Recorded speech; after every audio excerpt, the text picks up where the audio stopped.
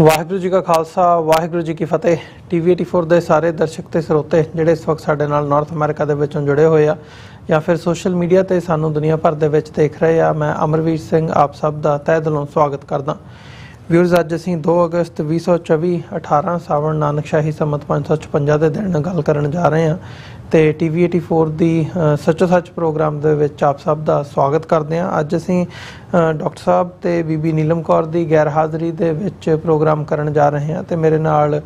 ਸਾਡੇ ਕੋਰਸਪੋਂਡੈਂਟ ਸਰਦਾਰ ਸੁਖਵਿੰਦਰ ਸਿੰਘ ਇਸ ਵਕਤ ਟੋਰਾਂਟੋ ਤੋਂ ਜੁੜੇ ਹੋਏ ਆ। ਆਓ ਉਹਨਾਂ ਨਾਲ ਮਿਲ ਕੇ ਅੱਜ ਦੇ ਪ੍ਰੋਗਰਾਮ ਦੀ ਸ਼ੁਰੂਆਤ ਕਰਦੇ ਹਾਂ। ਭਾਈ ਸਾਹਿਬ, ਤੁਹਾਡਾ ਸਵਾਗਤ ਹੈ ਜੀ। ਵਾਹਿਗੁਰੂ ਜੀ ਕਾ ਖਾਲਸਾ ਵਾਹਿਗੁਰੂ ਜੀ ਕੀ ਫਤਿਹ ਜੀ। ਵਾਹਿਗੁਰੂ ਜੀ ਕਾ ਖਾਲਸਾ ਵਾਹਿਗੁਰੂ ਜੀ ਕੀ ਫਤਿਹ ਜੀ। ਸੁਖਵਿੰਦਰ ਸਿੰਘ ਜੀ, ਸ਼ੁਰੂਆਤ ਕਰੀਏ ਅੱਜ ਦੇ ਸੱਚੋ ਸੱਚ ਪ੍ਰੋਗਰਾਮ ਦੀ। ਡਾਕਟਰ ਸਾਹਿਬ ਹੋਰਾਂ ਦੀ ਗੈਰ ਹਾਜ਼ਰੀ ਦੇ ਵਿੱਚ ਪ੍ਰੋਗਰਾਮ ਕਰ ਰਹੇ ਹਾਂ ਤੇ ਉਮੀਦ ਕਰਦੇ ਹਾਂ ਜਿਹੜੇ ਸਾਡੇ ਦਰਸ਼ਕ ਹੈਗੇ ਆ ਉਹ ਸਾਡੇ ਨਾਲ ਜੁੜੇ ਰਹਿਣਗੇ। ਤੇ ਸ਼ੁਰੂਆਤ ਕਰੀਏ ਅੱਜ ਦੀ ਜਿਹੜੀ ਪਹਿਲਾ ਟੌਪਿਕ ਹੈਗਾ ਆ, ਮਤਲਬ ਅਸੀਂ 2 ਦਿਨ ਹੋ ਗਏ ਆ ਜਦੋਂ ਤੋਂ ਜਿਹੜੇ ਹਮਾਸ ਆਗੂ ਸੀਗੇ, ਜਿਹੜੇ ਕਿ ਲੀਡ ਨੈਗੋਸ਼ੀਏਟਰ ਸੀਗੇ ਹਮਾਸ ਦੀ ਸਾਈਡ ਤੋਂ ਇਜ਼ਰਾਈਲ ਦੇ ਨਾਲ, ਜਿਹੜੀ 7 ਅਕਤੂਬਰ ਤੋਂ ਲੈ ਕੇ ਅਸੀਂ ਸਿਚੁਏਸ਼ਨ ਦੇਖ ਰਹੇ ਹਾਂ, ਇੱਕ ਇੰਟਰਨੈਸ਼ਨਲ ਕ੍ਰਾਈਸਿਸ ਬਣਿਆ ਹੋਇਆ ਜਿਹਦੇ 'ਚ ਮੀਡੀਏਟਰੀਜ਼ ਦੇ ਤੌਰ ਦੇ ਉੱਤੇ ਅਮਰੀਕਾ ਤੋਂ ਲੈ ਕੇ ਬਾਕੀ ਮੁਲਕ ਜਿਹੜੇ ਹੈਗੇ ਆ ਮੀਡੀਏਸ਼ਨ ਕਰਨ ਦੀ ਵੀ ਕੋਸ਼ਿਸ਼ ਕਰ ਰਹੇ ਆ, ਪਰ ਇਜ਼ਰਾਈਲ ਦੇ ਉੱਤੇ ਜਾਂ ਇਜ਼ਰਾਈਲ ਦੇ ਪ੍ਰਧਾਨ ਮੰਤਰੀ ਨੇਤਨਯਾਹੂ ਦੇ ਉੱਤੇ ਬਲੇਮ ਜ਼ਿਆਦਾ ਸੁੱਟਿਆ ਜਾ ਰਿਹਾ ਕਿ ਉਹਨਾਂ ਵੱਲੋਂ ਇਸ ਨੂੰ ਸਿਰੇ ਨਹੀਂ ਚੜ੍ਹਨ ਦਿੱਤਾ ਜਾ ਰਿਹਾ, ਜਾਂ ਜਿਹੜੀ ਰਾਈਟ ਵਿੰਗਰ ਆਈਡੀਓਲੋਜੀ ਹੈ, for right winger ideology Israel ਦੇ ਵਿੱਚ, ਉਹ ਇਸ ਨੂੰ ਨਹੀਂ ਜਿਹੜਾ ਹੈਗਾ ਐਕਸੈਪਟ ਕਰ ਰਹੀ, ਕਿਸੇ ਵੀ ਪੀਸ ਨੈਗੋਸੀਏਸ਼ਨ ਨੂੰ ਸਿਰੇ ਨਹੀਂ ਚੜ੍ਹਨ ਦਿੱਤਾ ਜਾ ਰਿਹਾ। ਸੋ ਇਸ ਸਾਰੇ ਦੇ ਚੱਲਦਿਆਂ ਹੁਣ ਜਿਹੜੇ ਹਮਾਸ ਆਗੂ ਹੈਗੇ ਸੀ ਇਸਮਾਇਲ ਹਾਨੀਏ, ਉਹਨਾਂ ਦਾ ਜਿਹੜਾ ਕਤਲ ਕੀਤਾ ਗਿਆ ਤੇ ਉਸ ਦੇ ਹਵਾਲੇ ਨਾਲ ਡਿਵੈਲਪਮੈਂਟਸ ਜਿਹੜੀਆਂ ਨੇ ਬੜੀਆਂ ਤੇਜ਼ੀ ਦੇ ਨਾਲ ਬਦਲਦੀਆਂ ਨਜ਼ਰ ਆ ਰਹੀਆਂ ਨੇ ਤੇ ਖਾਸ ਤੌਰ ਦੇ ਉੱਤੇ ਇਹਦਾ ਇੱਕ ਦੂਜਾ ਪੱਖ ਇਹ ਵੀ ਨਜ਼ਰ ਦੇ ਵਿੱਚ ਆ ਰਿਹਾ ਵੀ ਇਸ ਦੇ ਉੱਤੇ ਭਾਰਤ ਨੇ ਚੁੱਪੀ ਸਾਧੀ ਹੋਈ ਹੈ। ਭਾਰਤ ਜਿਹੜਾ ਆ ਉਹ ਬੋਚ ਕੇ ਕਦਮ ਰੱਖ ਰਿਹਾ ਇਹ ਸਾਰੀ ਸਿਚੁਏਸ਼ਨ ਦੇ ਵਿੱਚ, ਕਿਉਂਕਿ ਈਰਾਨ ਜਿੱਥੇ ਇਹ ਕਤਲ ਹੋਇਆ, ਈਰਾਨ ਦੇ ਨਾਲ ਭਾਰਤ ਦੇ ਗੂੜੇ ਸੰਬੰਧ ਹੈਗੇ ਆ ਤੇ ਈਵਨ ਈਰਾਨ ਦੀ ਹੀ ਜਿਹੜੀ ਇਹ ਸੈਰੇਮਨੀ ਸੀਗੀ ਈਰਾਨ ਦੇ ਵਿੱਚ ਹੋਈ, ਜਿੱਥੇ ਭਾਰਤ ਦੇ ਜਿਹੜੇ ਮੰਤਰੀ ਨੇ ਨਿਤਿਨ ਗਡਕਰੀ ਉਹ ਵੀ ਪਹੁੰਚੇ ਹੋਏ ਸੀ। ਸੋ ਉਹਨਾਂ ਦੀਆਂ ਜਿਹੜੀਆਂ ਤਸਵੀਰਾਂ ਵੀ ਨੇ, ਉੱਥੇ ਹਿਜ਼ਬੁੱਲਾ ਦੇ ਲੀਡਰਸ ਵੀ ਸੀ, ਹਮਾਸ ਦੇ ਆਗੂ ਵੀ ਸੀ। ਸੋ ਇਹ ਸਾਰਾ ਜਿਹੜਾ ਹੈ ਇੱਕ ਬੜੀ ਵੱਖਰੀ ਕਿਸਮ ਦੀ ਜਿਹੜੀ ਪੋਲੀਟਿਕਸ ਹੈਗੀ ਹੈ, ਜਾਂ ਅਸੀਂ ਇਹ ਕਹਿ ਲਈਏ ਵੀ ਇੱਕ ਪਾਸੇ ਜਿੱਥੇ ਚਾਬਹਾਰ ਪੋਰਟ ਦਾ ਇੰਟਰਸਟ ਹੈਗਾ ਭਾਰਤ ਦਾ, ਉਹ ਸਾਰਾ ਇਕਨੋਮਿਕ ਕੋਰੀਡੋਰ ਦੀ ਗੱਲ ਹੈਗੀ ਹੈ। ਉੱਥੇ ਇਜ਼ਰਾਈਲ ਨਾਲ ਵੀ ਜਿਹੜੇ ਸੌਫਟਵੇਅਰ ਅਸੀਂ ਪੈਗਾਸਸ ਤੋਂ ਲੈ ਕੇ ਕਿਸ ਕਿਸਮ ਦੀ ਇਨਫੋਰਮੇਸ਼ਨ ਤੇ ਟੈਕਨੋਲੋਜੀ ਦੀ ਸ਼ੇਅਰਿੰਗ ਹੈਗੀ ਹੈ ਆਪਸ ਦੇ ਵਿੱਚ। ਸੋ ਭਾਰਤ ਇਸ ਵੇਲੇ ਵਿਚਾਲੇ ਜੇ ਫਸਿਆ ਹੋਇਆ ਨਜ਼ਰ ਆ ਰਿਹਾ ਹੈ, ਉਹ ਹਰ ਪਾਸਿਓਂ ਦੇਖ ਕੇ ਕਦਮ ਪੁੱਟਣ ਦੀ ਲਾਈਨ ਹੈਗੀ ਹੈ। ਸੋ ਓਵਰਆਲ ਜਿਹੜੀ ਇਹ ਸਿਚੁਏਸ਼ਨ ਇਸ ਵਕਤ ਬਣੀ ਹੋਈ ਹੈ, ਮੈਂ ਚਾਹੂੰਗਾ ਕਿ ਥੋੜ੍ਹਾ ਜਿਹਾ ਇਹਨੂੰ ਅਸੀਂ ਡਿਸਕਸ ਕਰੀਏ ਕਿ ਤੇ ਨਾਲ ਦੇਖੀਏ ਵੀ ਇਹ ਆਉਣ ਵਾਲੇ ਸਮੇਂ ਦੇ ਵਿੱਚ ਗੱਲ ਕਿੱਧਰ ਨੂੰ ਜਾ ਸਕਦੀ ਹੈ। ਬਿਲਕੁਲ ਅਮਰਵੀਰ ਸਿੰਘ ਜੀ, ਇਸ ਸਮੇਂ ਜਿਹੜੀ ਦੁਨੀਆ ਦੇ ਵਿੱਚ ਜਿਹੜੀ ਵੱਡੀ ਸਿਆਸੀ ਤਬਦੀਲੀ ਆ, ਉਹਦਾ ਕੇਂਦਰ 2 ਵੱਡੀਆਂ ਜੰਗਾਂ ਬਣੀਆਂ ਹੋਈਆਂ ਨੇ, ਭਾਵੇਂ ਉਹ ਰੂਸ ਤੇ ਯੂਕਰੇਨ ਦੀ ਹੋਵੇ ਤੇ ਦੂਜੇ ਪਾਸੇ ਜਿਹੜੀ ਇਹ ਮਿਡਲ ਈਸਟ ਦੇ ਵਿੱਚ ਇਸ ਸਮੇਂ ਇਜ਼ਰਾਈਲ ਦਾ ਜਿਹੜਾ ਹਮਾਸ ਦੇ ਨਾਲ ਅਸੀਂ ਇੱਕ ਜੰਗ ਕਹਿ ਸਕਦੇ ਹਾਂ ਜਿਹੜੀ ਲੱਗੀ ਹੋਈ ਆ, ਜਾਂ ਪੈਲਸਤੀਨੀਅਨ ਤੇ ਇਜ਼ਰਾਈਲ ਦੀ ਜਿਹੜੀ ਇਹ ਵਾਰ ਆ ਤੇ ਇਹਦੇ ਵਿੱਚ ਜਿਹੜੀ ਅਸੈਸੀਨੇਸ਼ਨ ਹੋਈ ਆ, ਇਹ ਹਮਾਸ ਦੇ ਜਿਹੜੇ ਪੋਲੀਟੀਕਲ ਵਿੰਗ ਦੇ ਲੀਡਰ ਨੇ ਉਹਨਾਂ ਦੀ ਅਸੈਸੀਨੇਸ਼ਨ ਹੋਈ ਆ। ਇਸ ਤੋਂ ਇਲਾਵਾ ਇਹ ਖਬਰਾਂ ਵੀ ਸਾਹਮਣੇ ਆ ਰਹੀਆਂ ਨੇ, ਹਾਲਾਂਕਿ ਉਹਨਾਂ ਖਬਰਾਂ ਦੀ ਕੋਈ ਪੁਸ਼ਟੀ ਹਮਾਸ ਵੱਲੋਂ ਨਹੀਂ ਕੀਤੀ ਗਈ ਆ, ਜਿਹੜੇ ਗਾਜ਼ਾ ਦੇ ਵਿੱਚ ਹਮਾਸ ਨੂੰ ਲੀਡ ਕਰ ਰਹੇ ਸੀ, ਹਮਾਸ ਦਾ ਜਿਹੜਾ ਮਿਲਟਰੀ ਵਿੰਗ ਆ, ਉਹਦੇ ਜਿਹੜੇ ਲੀਡਰ ਨੇ ਮੁਹੰਮਦ ਦਾਇਫ, ਉਹਨਾਂ ਨੂੰ ਵੀ ਜਿਹੜਾ ਆ ਜੁਲਾਈ ਦੇ ਵਿੱਚ ਉਹਨਾਂ ਦੀ ਵੀ ਜਿਹੜੀ ਮੌਤ ਆ ਉਹ ਹੋਣ ਦੀਆਂ ਖਬਰਾਂ ਸਾਹਮਣੇ ਆ ਰਹੀਆਂ। ਤਾਂ ਇੱਕ ਪਾਸੇ ਜੇ ਗੱਲ ਕਰਨੀ ਹੋਵੇ ਜਿੱਥੇ ਮਤਲਬ ਇਹ ਸਮਝਿਆ ਜਾ ਸਕਦਾ ਕਿ ਇਜ਼ਰਾਈਲ ਨੇ ਜਿਹੜੇ ਹਮਾਸ ਦੀ ਜਿਹੜੀ ਟੋਪਮੋਸਟ ਲੀਡਰਸ਼ਿਪ ਆ ਉਹਨੂੰ ਕਿਤੇ ਨਾ ਕਿਤੇ ਤੁਸੀਂ ਕਹਿ ਸਕਦੇ ਹੋ ਕਿ ਖਤਮ ਕਰ ਦਿੱਤਾ ਹੈ, ਪਰ ਜਿਹੜੀ ਮਤਲਬ ਇਹ ਜਿਹੜੀਆਂ ਅਸੈਸੀਨੇਸ਼ਨਸ ਨੇ, ਕਿ ਇਹ ਜਿਹੜੇ ਪੈਲਸਤੀਨੀਅਨ ਜਿਹੜਾ ਕੋਜ਼ ਆ, ਹਮਾਸ ਜਿਹਨੂੰ ਰਿਪਰੈਜ਼ੈਂਟ ਕਰ ਰਹੀ ਆ, ਕਿ ਇਹ ਉਹਨੂੰ ਕੋਈ ਸੈਟਬੈਕ ਲਾ ਸਕਦਾ ਹੈ ਜਾਂ ਨਹੀਂ, ਇਹ ਵੱਡਾ ਸਵਾਲ ਆ। ਪਰ ਜ਼ਿਆਦਾਤਰ ਜਿਹੜੇ ਐਨਾਲਿਸਿਸ ਕਰਨ ਵਾਲੇ ਜਿਹੜੇ ਮਾਹਰ ਨੇ ਉਹਨਾਂ ਦਾ ਇਹ ਕਹਿਣਾ ਆ ਕਿ ਇਹ ਜਿਹੜੀਆਂ ਅਸੈਸੀਨੇਸ਼ਨਸ ਨੇ ਜਾਂ ਇਸ ਤਰ੍ਹਾਂ ਦੇ ਨਾਲ ਲੀਡਰਸ ਦਾ ਖਤਮ ਹੋਣਾ ਆ, ਉਹ ਮੂਵਮੈਂਟ ਨੂੰ ਕਿਤੇ ਵੀ ਸੈਟਬੈਕ ਜਿਹੜਾ ਆ ਉਹ ਨਹੀਂ ਲੱਗ ਸਕਦਾ, ਕਿਉਂਕਿ ਜਿਹੜੀ ਮੂਵਮੈਂਟ ਆ ਆਲਰੇਡੀ ਉਹਦੀ ਬੈਕ ਦੇ ਉੱਤੇ ਈਰਾਨ ਦਾ ਜਿਹੜਾ ਵੱਡੀ ਸਪੋਰਟ ਆ, ਕਿ ਈਰਾਨ ਕਿਤੇ ਨਾ ਕਿਤੇ ਇਸ ਸਾਰੀ ਜਿਹੜੀ ਮੂਵਮੈਂਟ ਆ ਉਹਨੂੰ ਆਰਗੇਨਾਈਜ਼ ਪਲਾਨ ਉਹਨੂੰ ਰਨ ਕਰ ਰਿਹਾ ਆ। ਤਾਂ ਇਸ ਕਰਕੇ ਚਿਹਰਿਆਂ ਦਾ ਜਾਂ ਕੁਛ ਜਿਹੜੇ ਅਸੀਂ ਕਹਿ ਸਕਦੇ ਹਾਂ ਕਿ ਲੀਡਰਸ ਆ ਉਹਨਾਂ ਦੀਆਂ ਅਸੈਸੀਨੇਸ਼ਨਸ ਦੇ ਨਾਲ ਜਿਹੜੀ ਇਹ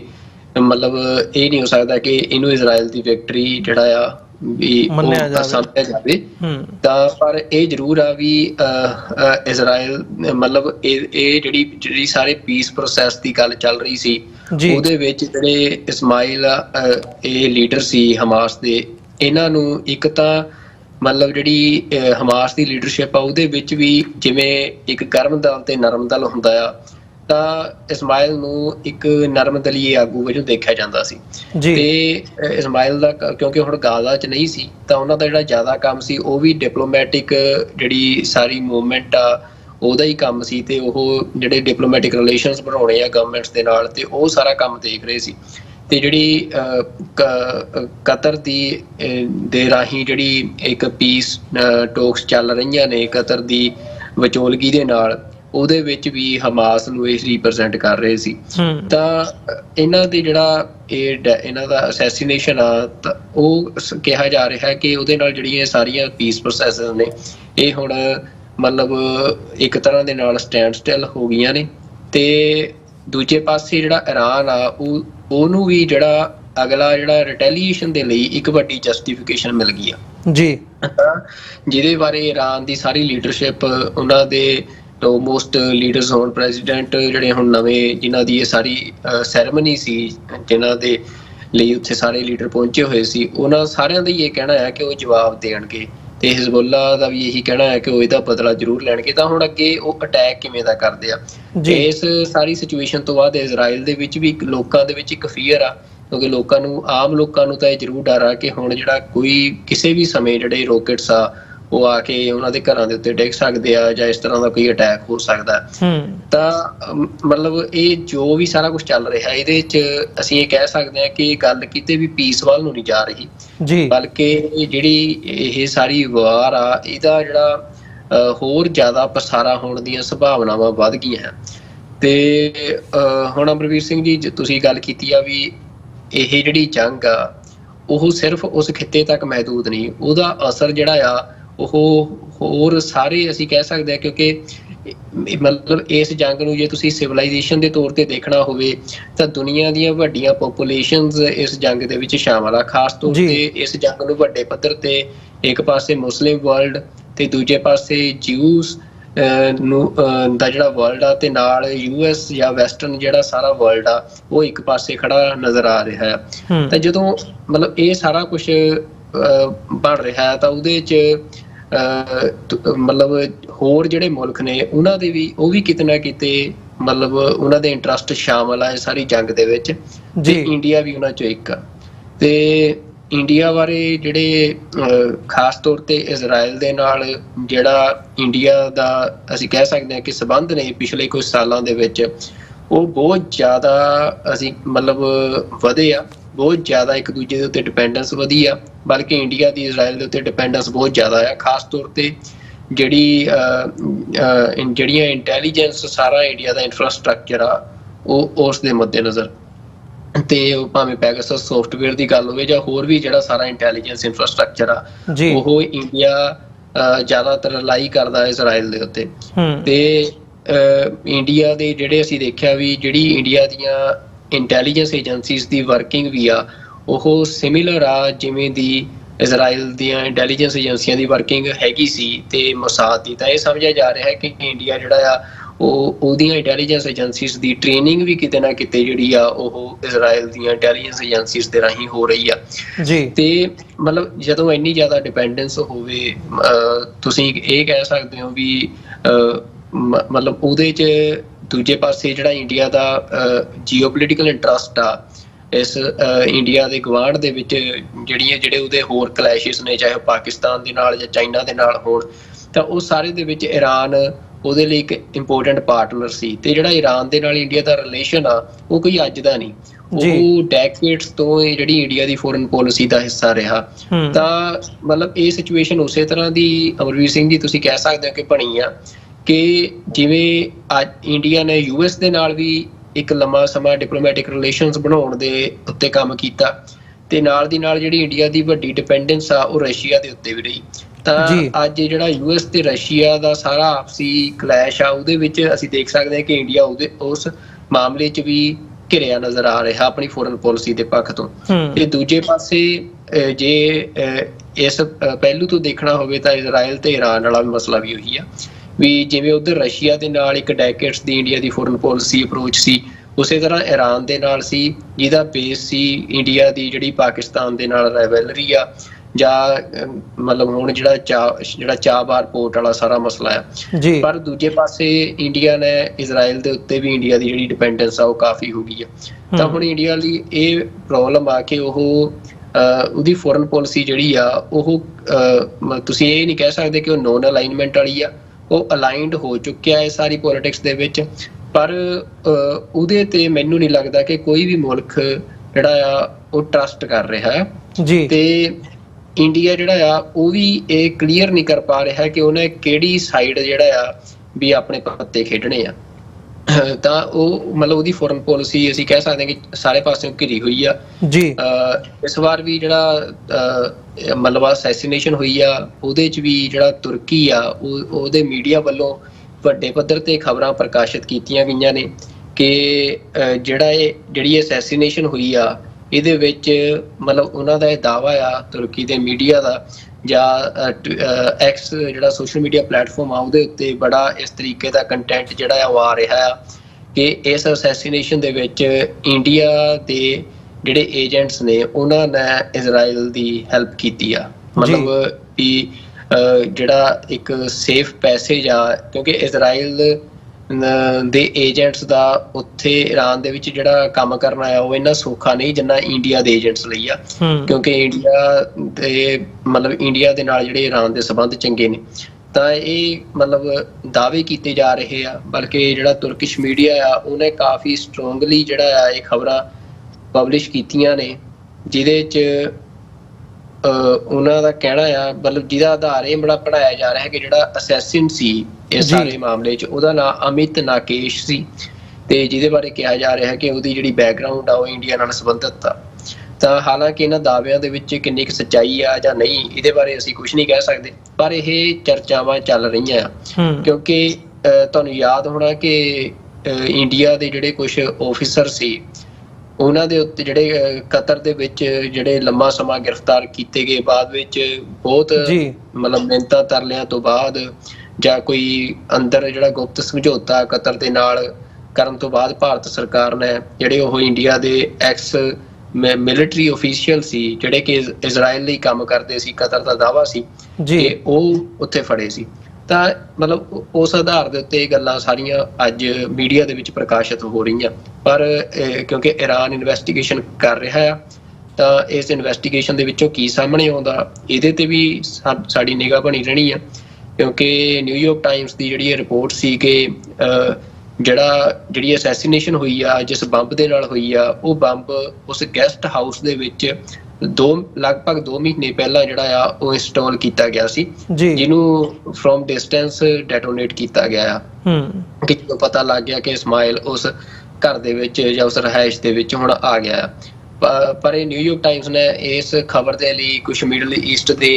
ਜਿਹੜੇ ਅਫੀਸ਼ੀਅਲਸ ਨੇ ਮਤਲਬ ਅਨਆਇਡੈਂਟੀਫਾਈਡ ਰੱਖ ਕੇ ਉਹਨਾਂ ਨੂੰ ਐਜ਼ ਅ ਸੋਰਸ ਯੂਜ਼ ਕੀਤਾ। ਹਾਲਾਂਕਿ ਜਿਹੜੇ ਈਰਾਨ ਦੇ ਵਿੱਚ ਮਤਲਬ ਜਿਹੜੇ ਹਮਾਸ ਦੇ ਸਪੋਕਸਪਰਸਨ ਨੇ ਜਿਨ੍ਹਾਂ ਨੇ ਮਤਲਬ ਉਹਨਾਂ ਦੇ ਹਵਾਲੇ ਨਾਲ ਮੀਡੀਆ 'ਚ ਖਬਰਾਂ ਪ੍ਰਕਾਸ਼ਿਤ ਹੋਈਆਂ ਨੇ ਕਿ ਉਹਨਾਂ ਨੇ ਕਿਹਾ ਕਿ ਉਹ ਉਸ ਬਿਲਡਿੰਗ ਦੇ ਵਿੱਚ ਉਦੋਂ ਮੌਜੂਦ ਸੀ ਜਦੋਂ ਇਹ ਸਾਰਾ ਕੁਝ ਹੋਇਆ ਆ। ਤਾਂ ਉਹਨਾਂ ਨੇ ਜਦੋਂ ਉਹ ਜਿਹੜਾ ਰੂਮ ਦੇਖਿਆ ਆ ਤਾਂ ਉਹਦੇ ਵਿੱਚ ਮਤਲਬ ਇਹ ਇਸ ਤਰੀਕੇ ਦਾ ਨਜ਼ਰ ਆ ਰਿਹਾ ਸੀ ਜਿਵੇਂ ਕੋਈ ਜਿਹੜਾ ਪ੍ਰੋਜੈਕਟਾਈਲ ਅਟੈਕ ਕੀਤਾ ਗਿਆ, ਭਾਵ ਕਿ ਕਿਸੇ ਡਰੋਨ ਰਾਹੀਂ ਜਾਂ ਕਿਸੇ ਹੋਰ ਜਿਹੜਾ ਉਪਕਰਨ ਆ ਉਹਦੇ ਰਾਹੀਂ ਜਿਹੜਾ ਬੰਬ ਆ ਉੱਥੇ ਉਸ ਕਮਰੇ ਦੇ ਵਿੱਚ ਉਹ ਸੁੱਟਿਆ ਗਿਆ। ਤੇ ਮਤਲਬ ਇਹਦੇ ਵਿੱਚ ਹਜੇ ਅੱਗੇ ਈਰਾਨ ਕੀ ਦਾਅਵਾ ਕਰਦਾ ਹੈ ਇਸ ਦੇ ਉੱਤੇ ਵੀ ਮਤਲਬ ਹਜੇ ਅਸੀਂ ਕੁਝ ਨਹੀਂ ਕਹਿ ਸਕਦੇ, ਪਰ ਉਹਨਾਂ ਦੀ ਇਨਵੈਸਟੀਗੇਸ਼ਨ ਚੱਲ ਰਹੀ ਆ, ਤਾਂ ਕਾਫੀ ਕੁਛ ਆ ਮਤਲਬ। ਪਰ ਇਨ ਦਾ ਐਂਡ ਅਮਰਵੀਰ ਸਿੰਘ ਜੀ ਇਹੀ ਆ ਕਿ ਇੱਕ ਸੀਨੀਅਰ ਲੀਡਰ ਇੱਕ ਧਿਰ ਦਾ ਇਸ ਜੰਗ ਦੇ ਵਿੱਚ ਜਿਹੜਾ ਆ ਉਹ ਕਤਲ ਕੀਤਾ ਗਿਆ, ਤੇ ਹੁਣ ਉਸ ਤੋਂ ਬਾਅਦ ਜਿਹੜੀ ਗੱਲ ਪੀਸ ਪ੍ਰੋਸੈਸ ਦੀ ਚੱਲ ਰਹੀ ਸੀ ਉਹ ਸਾਰੀ ਡੀਰੇਲ ਹੁੰਦੀ ਨਜ਼ਰ ਆ ਰਹੀ ਆ, ਤੇ ਜਿਹੜਾ ਇਸ ਜੰਗ ਦਾ ਪਸਾਰਾ ਆ ਉਹ ਘਟਣ ਦੀ ਬਜਾਏ ਉਹ ਹੁਣ ਵਾਧਾ ਨਜ਼ਰ ਆ ਰਿਹਾ ਹੈ। ਤੇ ਸਿੱਖਾਂ ਦੇ ਮਾਮਲੇ ਦੇ ਵਿੱਚ ਜਦੋਂ ਅਸੀਂ ਦੇਖਣਾ ਹੈ ਕਿ ਇੰਡੀਆ ਦੀ ਕੀ ਸਿਚੁਏਸ਼ਨ ਆ, ਤਾਂ ਅਸੀਂ ਇਹ ਦੇਖ ਸਕਦੇ ਹਾਂ ਕਿ ਇਸ ਸਾਰੀ ਜੰਗ ਦੇ ਵਿੱਚ ਜਿਹੜਾ ਇੰਡੀਆ ਆ ਉਹਨੂੰ ਕੋਈ ਵੀ ਰਾਹ ਨਹੀਂ ਨਜ਼ਰ ਆ ਰਿਹਾ ਕਿ ਉਹ ਆਪਣੀ ਫੋਰਨ ਪਾਲਿਸੀ ਨੂੰ ਕਿੱਧਰ ਨੂੰ ਡਾਇਰੈਕਟ ਕਰੇ। ਤਾਂ ਉਹ ਕਿੰਨਾ ਕੁ ਟਾਈਮ ਇੰਡੀਆ ਜਿਹੜਾ ਆ ਉਹ ਇਸ ਸਾਰੀ ਜਿਹੜੀ ਟਸਲ ਆ ਉਹ ਤੋਂ ਬਾਹਰ ਰਹਿੰਦਾ ਆ, ਇਹ ਵੀ ਦੇਖਣ ਵਾਲੀ ਗੱਲ ਆ, ਕਿਉਂਕਿ ਹਮਾਸ ਨੂੰ US ਨੇ ਇੱਕ ਟੈਰਰਿਸਟ ਆਰਗੇਨਾਈਜੇਸ਼ਨ ਡਿਕਲੇਅਰ ਕੀਤਾ, ਇਜ਼ਰਾਈਲ ਨੇ ਟੈਰਰਿਸਟ ਆਰਗੇਨਾਈਜੇਸ਼ਨ ਡਿਕਲੇਅਰ ਕੀਤਾ, ਪਰ ਜਿਹੜਾ ਈਰਾਨ ਦੇ ਪ੍ਰੈਜ਼ੀਡੈਂਟ ਦਾ ਇਹ ਸਮਾਗਮ ਸੀ ਉਹਦੇ ਵਿੱਚ ਇੰਡੀਅਨ ਜਿਹੜਾ ਮਿਨਿਸਟਰ ਸੀ ਉਹ ਉਸ ਪਿਕਚਰ ਦੇ ਵਿੱਚ ਹਮਾਸ ਲੀਡਰ ਦੇ ਨਾਲ ਜਾਂ ਹਿਜ਼ਬੁੱਲਾ ਲੀਡਰ ਜਿਹੜੇ ਆ ਉਹ ਵੀ ਪ੍ਰੈਜ਼ੈਂਟ ਸੀ ਉਸ ਮੀਟਿੰਗ ਦੇ ਵਿੱਚ। ਜਿਹੜੀ ਇਹ ਸਾਰੀ ਸੈਰੇਮਨੀ ਸੀ ਤਾਂ ਉਹਦੇ ਵਿੱਚ ਇੰਡੀਅਨ ਮਿਨਿਸਟਰ ਜਿਹੜਾ ਆ ਉਹਨਾਂ ਦੇ ਨਾਲ ਉਸ ਮੀਟਿੰਗ 'ਚ ਸ਼ਾਮਲ ਸੀ। ਤਾਂ ਇਹ ਮਤਲਬ ਇਹ ਸਾਰੀ ਸਿਚੁਏਸ਼ਨ ਆ, ਮਤਲਬ ਇੰਡੀਆ ਦੇ ਲਈ ਅਸੀਂ ਕਹਿ ਸਕਦੇ ਹਾਂ ਕਿ ਕੋਈ ਚੰਗੀ ਸਿਚੁਏਸ਼ਨ ਨਹੀਂ। ਹਾਲਾਂਕਿ ਫੋਰ ਦਾ ਮੇਨ ਟਾਈਮ ਇੰਡੀਆ ਨੇ ਰਸ਼ੀਆ ਯੂਕਰੇਨ ਦੀ ਜੰਗ 'ਚੋਂ ਬੜਾ ਪੈਸਾ ਕਮਾਇਆ ਤੇਲ ਦੇ ਰਾਹੀਂ, ਪਰ ਅਲਟੀਮੇਟਲੀ ਜਿਹੜਾ ਪੈਸਾ ਆ ਉਹ ਜਿਹੜੀ ਵਰਲਡ ਪੋਲੀਟਿਕਸ ਆ ਜਾਂ ਦੇਸ਼ਾਂ ਦੀ ਸਿਆਸਤ ਆ ਉਹਦੇ ਵਿੱਚ ਤੁਹਾਡੀ ਤਾਕਤ ਨੂੰ ਇਕੱਲਾ ਪੈਸਾ ਰਿਪਰੈਜ਼ੈਂਟ ਨਹੀਂ ਕਰਦਾ ਹੁੰਦਾ, ਤੁਹਾਡੇ ਤੇ ਕੋਈ ਮੁਲਕ ਕਿੰਨਾ ਕੁ ਯਕੀਨ ਕਰ ਰਿਹਾ, ਤੁਸੀਂ ਕਿਸ ਜਦੋਂ ਦੋ ਵੱਡੀਆਂ ਧਿਰਾਂ ਬਣਦੀਆਂ ਨੇ ਤੁਸੀਂ ਕਿਸ ਧਿਰ ਦੇ ਨਾਲ ਹੋ, ਤਾਂ ਮਤਲਬ ਇਹ ਸਾਰੀਆਂ ਚੀਜ਼ਾਂ ਉਹਦੇ 'ਚ ਵੱਧ ਮੈਟਰ ਕਰਦੀਆਂ। ਤਾਂ ਮੈਨੂੰ ਲੱਗਦਾ ਕਿ ਇੰਡੀਆ ਇਹਨਾਂ ਪੱਖਾਂ ਤੋਂ ਇਸ ਟਾਈਮ ਉਹਦੀ ਜਿਹੜੀ ਫੋਰਨ ਪੋਲਿਸੀ ਆ ਉਹ ਟੋਟਲੀ ਮਤਲਬ ਅਸੀਂ ਕਹਿ ਸਕਦੇ ਹਾਂ ਕਿ ਉਹ ਫੇਲ ਨਜ਼ਰ ਆ ਰਹੀ ਹੈ। ਜੀ ਬਿਲਕੁਲ, ਮਤਲਬ ਇੰਡੀਆ ਵੱਲੋਂ ਨਹੀਂ, ਜਿੱਥੇ ਟੈਰਰਿਸਟ ਆਰਗੇਨਾਈਜੇਸ਼ਨ ਇਜ਼ਰਾਈਲ ਤੇ ਅਮਰੀਕਾ ਨੇ ਡਿਕਲੇਅਰ ਕੀਤਾ ਹੋਇਆ ਆ ਹਮਾਸ ਨੂੰ, ਇੰਡੀਆ ਵੱਲੋਂ ਅਫੀਸ਼ੀਅਲੀ ਇਹ ਨਹੀਂ ਰੈਕਗਨਾਈਜ਼ ਕੀਤਾ ਗਿਆ, ਹਮਾਸ ਦੇ ਉੱਤੇ ਅਜਿਹਾ ਕੋਈ ਵੀ ਲੇਬਲ ਨਹੀਂ ਲਾਇਆ ਗਿਆ। ਜਦ ਕਿ ਅਸੀਂ ਦੂਜੇ ਪਾਸੇ ਦੇਖਦੇ ਹਾਂ ਇਹ ਕਾਲੇ ਹੁੰਦੇ ਨੇ ਟੈਰਰਿਸਟ ਕਿਸੇ ਨੂੰ ਡਿਕਲੇਅਰ ਕਰਨ ਦੇ ਲਈ, ਪਰ ਇੱਥੇ ਆ ਕੇ ਇਹਨਾਂ ਦੀ ਜਿਹੜੀ ਹੈ ਉਹ ਨੀਤੀ ਥੋੜ੍ਹੀ ਜਿਹੀ ਬਦਲਦੀ ਨਜ਼ਰ ਆਉਂਦੀ ਹੈ। ਸੋ ਇੱਕ ਹੁਣ ਜੇ ਥੋੜ੍ਹਾ ਜਿਹਾ ਇਹਦੇ ਤੋਂ ਵੱਧ ਕੇ ਆਉਣ ਵਾਲੇ ਸਮੇਂ ਦੇ ਵਿੱਚ ਗੱਲ ਕਰਨੀ ਹੋਵੇ, ਹੁਣ ਇਸ ਦੇ ਪਿੱਛੇ ਜ਼ਿੰਮੇਵਾਰ ਬਤੌਰੇ ਤੌਰ ਦੇ ਉੱਤੇ ਇਜ਼ਰਾਈਲ ਨੂੰ ਮੰਨਿਆ ਜਾ ਰਿਹਾ। ਇੱਥੋਂ ਤੱਕ ਵੀ ਉਹ ਆ ਰਹੀਆਂ ਨੇ ਖਬਰਾਂ, ਜਦੋਂ ਅਸੀਂ ਦੇਖ ਰਹੇ ਹਾਂ ਦਾਅਵੇ ਕੀਤੇ ਜਾ ਰਹੇ ਨੇ ਕਿ ਇਸ ਦੀ ਜਿਹੜੀ ਡਾਇਰੈਕਟ ਤਾਰ ਹੈਗੀ ਹੈ ਉਹ ਇਜ਼ਰਾਈਲ ਦੇ ਪ੍ਰਾਈਮ ਮਿਨਿਸਟਰ ਨੇਤਨਯਾਹੂ ਦੇ ਨਾਲ ਜੁੜਦੀ ਹੈ। ਉਹਨਾਂ ਦੇ ਡਾਇਰੈਕਟ ਹੁਕਮਾਂ ਦੇ ਉੱਤੇ ਇਹ ਜਿਹੜੀ ਅਸੈਸੀਨੇਸ਼ਨ ਹੈ ਉਹ ਕੀਤੀ ਗਈ ਹੈ, ਤੇ ਪਰ ਅਮਰੀਕਾ ਤੋਂ ਓਹਲਾ ਰੱਖਿਆ ਗਿਆ ਆ, ਕਿਉਂਕਿ ਅਮਰੀਕਾ ਦਾ ਜਿਹੜਾ ਇੰਟਰਸਟ ਹੈ ਉਹ ਪੀਸ ਨੈਗੋਸ਼ੀਏਸ਼ਨਸ, ਪੀਸ ਟਾਕਸ ਨੂੰ ਸਿਰੇ ਚਾੜਨ ਦੇ ਵਿੱਚ ਹੈ, ਤੇ ਨੇਤਨਯਾਹੂ ਦਾ ਇੰਟਰਸਟ ਉਹ ਨਹੀਂ ਹੈਗਾ। ਉਹਨਾਂ ਨੂੰ ਇਹ ਲੱਗਦਾ ਜਾਂ ਇਹਨੂੰ ਇਸ ਹਿਸਾਬ ਨਾਲ ਦੇਖਿਆ ਜਾ ਰਿਹਾ ਕਿ ਜੇ ਪੀਸ ਟਾਕਸ ਸਿਰੇ ਚੜ੍ਹਦੀਆਂ ਨੇ ਤੇ ਜਿਹੜੀ ਨੇਤਨਯਾਹੂ ਦੀ ਕੁਰਸੀ ਹੈ ਉਹ ਜਾਂਦੀ ਲੱਗਣੀ ਹੈ। ਉਹ ਇਸੇ ਦੇ ਉੱਤੇ ਹੀ ਸਰਵਾਈਵ ਕਰ ਰਹੇ ਹੈ, ਜਾਂ ਉਹਨਾਂ ਦੀ ਜਿਹੜੀ ਆਪਣੀ ਪਾਰਟੀ, ਆਪਣੀ ਸਰਕਾਰ ਹੈ ਉਹ ਹੁਣ ਇਸ ਇੱਕ ਜਿਹੜਾ ਇਹ ਮਾਹੌਲ ਬਣਿਆ ਹੋਇਆ ਇਸੇ ਦੇ ਸਿਰ ਦੇ ਉੱਤੇ ਜਾਂ ਇਸੇ ਦੇ ਪੈਰਾਂ ਦੇ ਉੱਤੇ ਉਹ ਖਲੋਤੀ ਹੈ। ਸੋ ਇੱਕ ਪਾਸੇ ਤੇ ਇਹ ਸਿਚੁਏਸ਼ਨ ਹੈਗੀ ਹੈ, ਦੂਜੇ ਪਾਸੇ ਜਿਵੇਂ ਤੁਸੀਂ ਵੀ ਜ਼ਿਕਰ ਕੀਤਾ ਕਿ ਹਿਜ਼ਬੁੱਲਾ ਵੱਲੋਂ, ਈਰਾਨ ਵੱਲੋਂ ਡਾਇਰੈਕਟਲੀ ਹੁਣ ਰਿਟੈਲੀਏਟ ਕਰਨ ਦੀ ਗੱਲ ਕੀਤੀ ਗਈ ਹੈ। ਉਹ ਜਦੋਂ ਅਸੀਂ ਉਹਨੂੰ ਦੇਖਦੇ ਹਾਂ ਉਹਦੇ ਵਿੱਚ ਵੀ ਦੇਖਣ ਵਾਲੀ ਜਾਂ ਸਮਝਣ ਵਾਲੀ ਗੱਲ ਹੈ ਕਿ ਉਹ ਕਿਸ ਹਿਸਾਬ ਨਾਲ ਰਿਟੈਲੀਏਟ ਕਰਨਗੇ, ਕੀ ਉਹ ਅਫੋਰਡ ਕਰਦੇ ਨੇ ਕਿ ਉਹ ਇਸ ਹਿਸਾਬ ਨਾਲ ਜਾਂ ਉਸ ਲੈਵਲ ਤੇ ਜਾ ਕੇ ਰਿਟੈਲੀਏਟ ਕਰਨ ਕਿ ਇਜ਼ਰਾਈਲ ਫਿਰ ਉਹਦਾ ਵੀ ਅੱਗੋਂ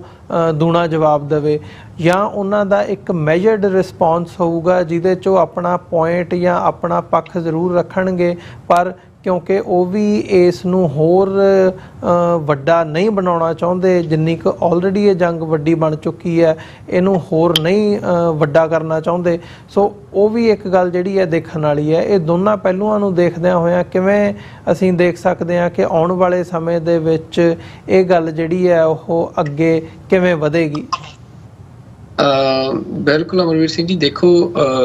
ਜਿਹੜਾ ਤੁਸੀਂ ਇਹ ਗੱਲ ਕੀਤੀ ਹੈ ਕਿ ਨੇਤਨਯਾਹੂ ਦਾ ਜਿਹੜਾ ਇਹ ਫੈਸਲਾ ਆ, ਮਤਲਬ ਇਹ ਕਿਹਾ ਜਾ ਰਿਹਾ ਹੈ ਕਿ ਇਹ ਡਾਇਰੈਕਟਲੀ ਜਿਹੜਾ ਫੈਸਲਾ ਆ ਇਹ ਨਿਤਨਯਾਹੂ ਨੇ ਲਿਆ ਇਸ ਅਸੈਸੀਨੇਸ਼ਨ ਦਾ, ਤੇ ਉਹਨਾਂ ਵੱਲੋਂ ਹੀ ਇਸ ਆਪਰੇਸ਼ਨ ਨੂੰ ਡਾਇਰੈਕਟ ਕੀਤਾ ਗਿਆ। ਤੇ US ਦੀ ਜਿਹੜੀ ਪਾਲਿਸੀ ਆ ਉਹਦਾ ਤੁਸੀਂ ਜ਼ਿਕਰ ਕੀਤਾ ਕਿ ਉਹ ਚਾਹੁੰਦੇ ਆ ਕਿ ਹੁਣ ਕਿਸੇ ਨਾ ਕਿਸੇ ਤਰੀਕੇ ਦੇ ਨਾਲ ਜਿਹੜਾ ਇਹ ਸਾਰੀ ਜੰਗ ਆ ਇਹਨੂੰ ਪੀਸ ਮਤਲਬ ਪ੍ਰੋਸੈਸ ਦੇ ਵੱਲ ਤੋਰਿਆ ਜਾਵੇ। ਤੇ ਪਰ ਇਸ ਅਸੈਸੀਨੇਸ਼ਨ ਤੋਂ ਬਾਅਦ ਉਹੀ ਆ ਕਿ US ਦੇ ਸੈਕਟਰੀ ਐਂਟਨੀ ਬਲਿੰਕਨ ਦੀ ਜਿਹੜੀ ਸਟੇਟਮੈਂਟ ਆਈ ਸੀ ਕਿ ਸਾਨੂੰ US ਨੂੰ ਇਸ ਅਟੈਕ ਬਾਰੇ ਕੁਝ ਵੀ ਨਹੀਂ ਸੀ ਪਤਾ ਵੀ ਇਸ ਤਰ੍ਹਾਂ ਦਾ ਜਿਹੜਾ ਇਹ ਅਟੈਕ ਕੋਈ ਵੀ ਮਤਲਬ ਪਲਾਨ ਕੀਤਾ ਜਾ ਰਿਹਾ ਆ। ਤੇ ਹੁਣ ਪਰ ਮਸਲਾ ਇਹ ਆ ਕਿ US ਦੀ ਜਿਹੜੀ ਪਾਲਿਸੀ ਆ ਉਹ ਇਹ ਆ ਕਿ ਅਲਟੀਮੇਟਲੀ ਉਹਨਾਂ ਦਾ ਸਟੈਂਡ ਆ ਕਿ ਕੋਈ ਵੀ ਹਾਲਾਤ ਬਣੇ, ਕੁਝ ਵੀ ਬਣੇ, ਤਾਂ US ਦੀ ਫਸਟ ਪ੍ਰਾਇਓਰਿਟੀ ਜਿਹੜੀ ਆ ਉਹ ਇਜ਼ਰਾਈਲ ਦੀ ਸਿਕਿਉਰਿਟੀ ਆ। ਤੇ ਉਸੇ ਦੇ ਮੱਦੇਨਜ਼ਰ ਜਿਹੜਾ ਅੱਜ ਜੋ ਉੱਥੇ ਸਿਚੁਏਸ਼ਨ ਬਣ ਰਹੀ ਆ ਵੀ ਹਿਜ਼ਬੁੱਲਾ ਜਾਂ ਇਰਾਨ ਦੇ ਵੱਲੋਂ ਜਿਹੜੀ ਰਿਟੈਲੀਏਸ਼ਨ ਆ ਉਹ ਹੋ ਸਕਦੀ ਆ, ਤਾਂ ਉਸ ਦੇ ਲਈ ਜਿਹੜਾ US ਵੱਲੋਂ ਜਿਹੜਾ ਹੁਣ ਸਟੈਪ ਲਏ ਜਾ ਰਹੇ ਹੁਣ ਪੀਸ ਪ੍ਰੋਸੈਸ ਦੇ ਉੱਤੇ ਉਹਨਾਂ ਫੋਕਸ ਨਹੀਂ ਆ, ਹੁਣ ਫੋਕਸ ਇਜ਼ਰਾਈਲ ਦੀ ਸਿਕਿਉਰਿਟੀ ਤੇ ਆ। ਤੇ US ਨੇ ਜਿਹੜੇ ਮਿਡਲ ਈਸਟ ਦੇ ਵਿੱਚ ਜਿਹੜੀ ਆਪਣਾ ਤੁਸੀਂ ਕਹਿ ਸਕਦੇ ਹੋ ਕਿ ਵਾਰਸ਼ਿਪਸ ਨੇ ਜਾਂ ਫਿਰ ਹੋਰ ਮਿਲਟਰੀ ਐਸੈਟਸ ਨੇ ਉਹਨਾਂ ਨੂੰ ਹੁਣ ਮਤਲਬ ਜਿਹੜਾ ਇਰਾਨ ਦੀ ਰਿਟੈਲੀਏਸ਼ਨ ਦੇ ਮੱਦੇਨਜ਼ਰ ਮੂਵ ਔਨ ਕੀਤਾ, ਮਤਲਬ ਹੋਰ ਜ਼ਿਆਦਾ ਜਿਹੜੇ ਆਪਣਾ ਮਿਲਟਰੀ ਇਨਫਰਾਸਟਰਕਚਰ ਆ ਉੱਥੇ ਵਧਾਉਣ ਦੀ ਗੱਲ ਜਿਹੜੀ ਹੈ US ਵੱਲੋਂ ਕੀਤੀ ਜਾ ਰਹੀ ਆ।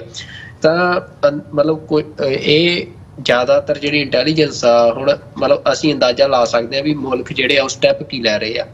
ਤਾਂ US ਦੇ ਸਟੈਪ ਤੋਂ ਇਹ ਲੱਗ ਰਿਹਾ ਕਿ ਇਹ ਕਨਫਰਮ ਨੇ, US ਵੀ ਕਨਫਰਮ ਆ ਕਿ ਇਰਾਨ ਰਿਟੈਲੀਏਟ ਕਰੂੰਗਾ ਸਟਰੋਂਗਲੀ।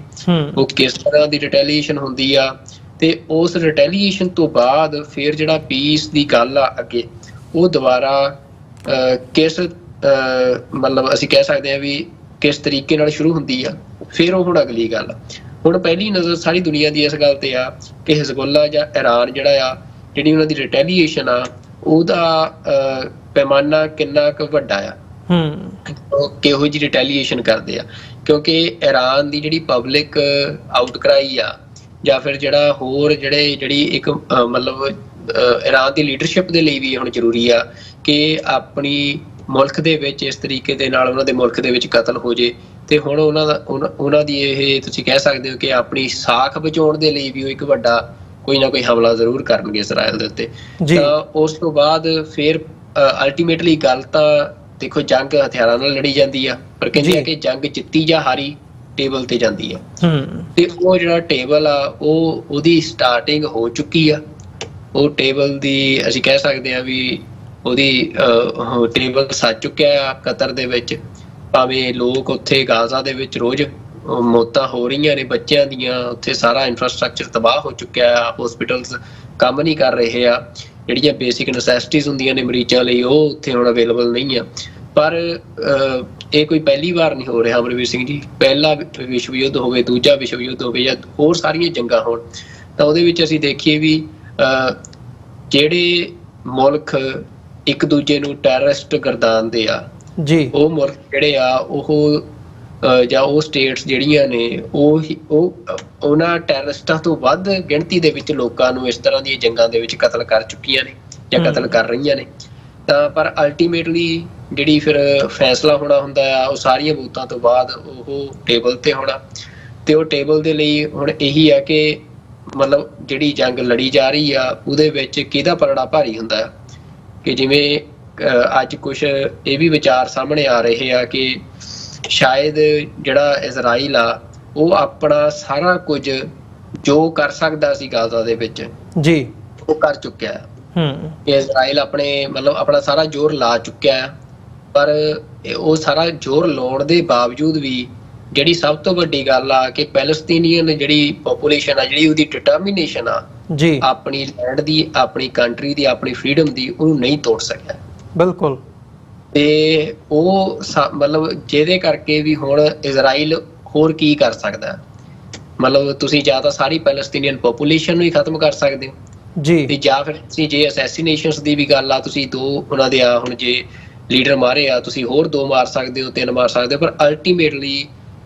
ਕਿਤੇ ਨਾ ਕਿਤੇ ਜਾ ਕੇ ਜਿਹੜੀ ਲੋਕਾਂ ਦੇ ਅੰਦਰ ਉਹ ਡਿਟਰਮੀਨੇਸ਼ਨ ਆ ਉਹ ਵਿਲ ਆ। ਤਾਂ ਐਨਾਲਿਸਟ ਕਹਿ ਰਹੇ ਆ ਵੀ ਅਲਟੀਮੇਟਲੀ ਵਿਕਟਰੀ ਉਹਦੀ ਹੋਣੀ ਆ ਕਿ ਜਿੰਨੀ ਡਿਟਰਮੀਨੇਸ਼ਨ ਪੈਲਸਤੀਨੀਅਨਸ ਨੇ ਇਹ ਸਾਰੀ ਵਾਰ ਦੇ ਵਿੱਚ ਆਪਣੇ ਹੋਮਲੈਂਡ ਲਈ, ਆਪਣੀ ਫਰੀडम ਲਈ ਦਿਖਾਈ ਆ। ਇੰਨਾ ਸਾਰਾ ਕੁਝ ਝੱਲਣ ਤੋਂ ਬਾਅਦ ਵੀ ਤਾਂ ਉਹ ਹੁਣ ਜਿਹੜੀ ਟੇਬਲ ਟਾਕ ਆ ਉਹਦੇ ਤੇ ਕਦੋਂ ਉਸ ਥਾਂ ਤੇ ਗੱਲ ਪਹੁੰਚਦੀ ਆ, ਕਿਉਂਕਿ ਅਮਰਵੀਰ ਸਿੰਘ ਜੀ ਭਾਵੇਂ US ਹੋਵੇ, ਭਾਵੇਂ ਯੂਰੋਪੀਅਨ ਯੂਨੀਅਨ ਹੋਵੇ, ਭਾਵੇਂ ਯੂਰਪ ਦੇ ਕਿੰਨੇ ਸਟੇਟਸ ਨੇ ਉਹ ਹੋਣ, ਮਤਲਬ ਦੁਨੀਆ ਦੇ ਬਹੁਤਾਤ ਮੁਲਕ ਜਿਹੜੇ ਆ ਇਸ ਗੱਲ ਦੇ ਉੱਤੇ ਆ ਚੁੱਕੇ ਆ ਵੀ ਇਹ ਜਿਹੜਾ ਸਾਰੀ ਇਹ ਜੰਗ ਆ ਜਾਂ ਜਿਹੜਾ ਸਾਰਾ ਕਨਫਲਿਕਟ ਆ ਉਹਦਾ ਜਿਹੜਾ ਸੋਲੂਸ਼ਨ ਆ ਉਹ 2 ਸਟੇਟ ਸੋਲੂਸ਼ਨ ਆ ਜੀ। ਤੇ ਉਹ 2 ਸਟੇਟ ਸੋਲੂਸ਼ਨ ਦੇ ਵਿੱਚ ਗੱਲ ਇੱਥੇ ਆ ਕਿ ਨੇਤਨਯਾਹੂ ਅੱਜ ਤੱਕ ਜਾਂ ਇਜ਼ਰਾਈਲ ਦੀ ਸਟੇਟ ਪੈਲਸਤੀਨ ਦੀ ਜਿਹੜੀ ਹੋਂਦ ਆ ਉਹਨੂੰ ਮੰਨਣ ਲਈ ਤਿਆਰ ਨਹੀਂ ਹੈ ਕਿ ਉਹ ਹੁਣ ਕਦੋਂ ਮਤਲਬ ਉਹ ਉਹਨੂੰ ਹੁਣ ਉਹੀ ਗੱਲ ਆ ਵੀ ਉਹਨਾਂ ਨੇ ਬੰਬ ਸੁੱਟ ਲਿਆ, ਇੰਨੀ ਪੋਪੂਲੇਸ਼ਨ ਖਤਮ ਕਰਤੀ ਉਹਨਾਂ ਦੀ, ਪਰ ਤਾਂ ਵੀ ਉਹ ਗੱਲ ਡਿਟਰਮੀਨੇਸ਼ਨ ਤੇ ਖੜੀ ਆ। ਤੇ ਮੇਰਾ ਇਹ ਮੰਨਣਾ ਆ ਕਿ ਉਹ ਡਿਟਰਮੀਨੇਸ਼ਨ ਉਹਨਾਂ ਦੀ ਇਹ ਸਾਰੇ ਕੁਝ ਦੇ ਬਾਵਜੂਦ, ਭਾਵੇਂ ਉਹਨਾਂ ਦੇ ਹਜ਼ਾਰਾਂ ਲੋਕ ਕਤਲ ਹੋਏ ਆ, ਪਰ ਉਹਨਾਂ ਦੀ ਡਿਟਰਮੀਨੇਸ਼ਨ ਜਿਹੜੀ ਆ ਉਹ ਜਿਉਂਦੀ ਆ ਤੇ ਜਿੱਤ ਰਹੀ ਆ। ਜੀ ਬਿਲਕੁਲ, ਇਹ ਇੱਕ ਦੁਨੀਆ ਤੇ ਇਹ ਮਿਸਾਲੀ ਜਿਹੜੀ ਹੈਗੀ ਆ ਉਹ ਗੱਲ ਬਣੀ ਹੈ ਕਿ ਜਿਹੜੀ ਫਲਸਤੀਨੀਆਂ ਦੀ ਡਿਟਰਮੀਨੇਸ਼ਨ ਹੈ ਉਹ ਜਿਉਂਦੀ ਤਿਉਂ ਹੈਗੀ ਹੈ, ਰੈਦਰ ਉਹ ਹੋਰ ਇੱਕ ਸਟੈਪ ਅੱਗੇ ਗਈ ਹੈ। ਸੋ ਅੱਜ ਦਾ ਜਿਹੜਾ ਪਹਿਲੇ ਟੌਪਿਕ ਦਾ ਅਸੀਂ ਇੱਥੇ ਹੀ ਸਾਡੇ ਦਰਸ਼ਕਾਂ ਕੋਲੋਂ ਇਜਾਜ਼ਤ ਚਾਹਾਂਗੇ। ਸਾਡੇ ਨਾਲ ਤੁਸੀਂ ਵਿਊਅਰਸ ਇਸੇ ਤਰ੍ਹਾਂ ਬਣੇ ਰਹਿਣਾ ਤੇ ਅਗਲੇ ਸੈਗਮੈਂਟ ਦੇ ਵਿੱਚ ਨੈਕਸਟ ਟੌਪਿਕ ਤੇ ਅਸੀਂ ਵਿਚਾਰ ਚਰਚਾ ਕਰਾਂਗੇ।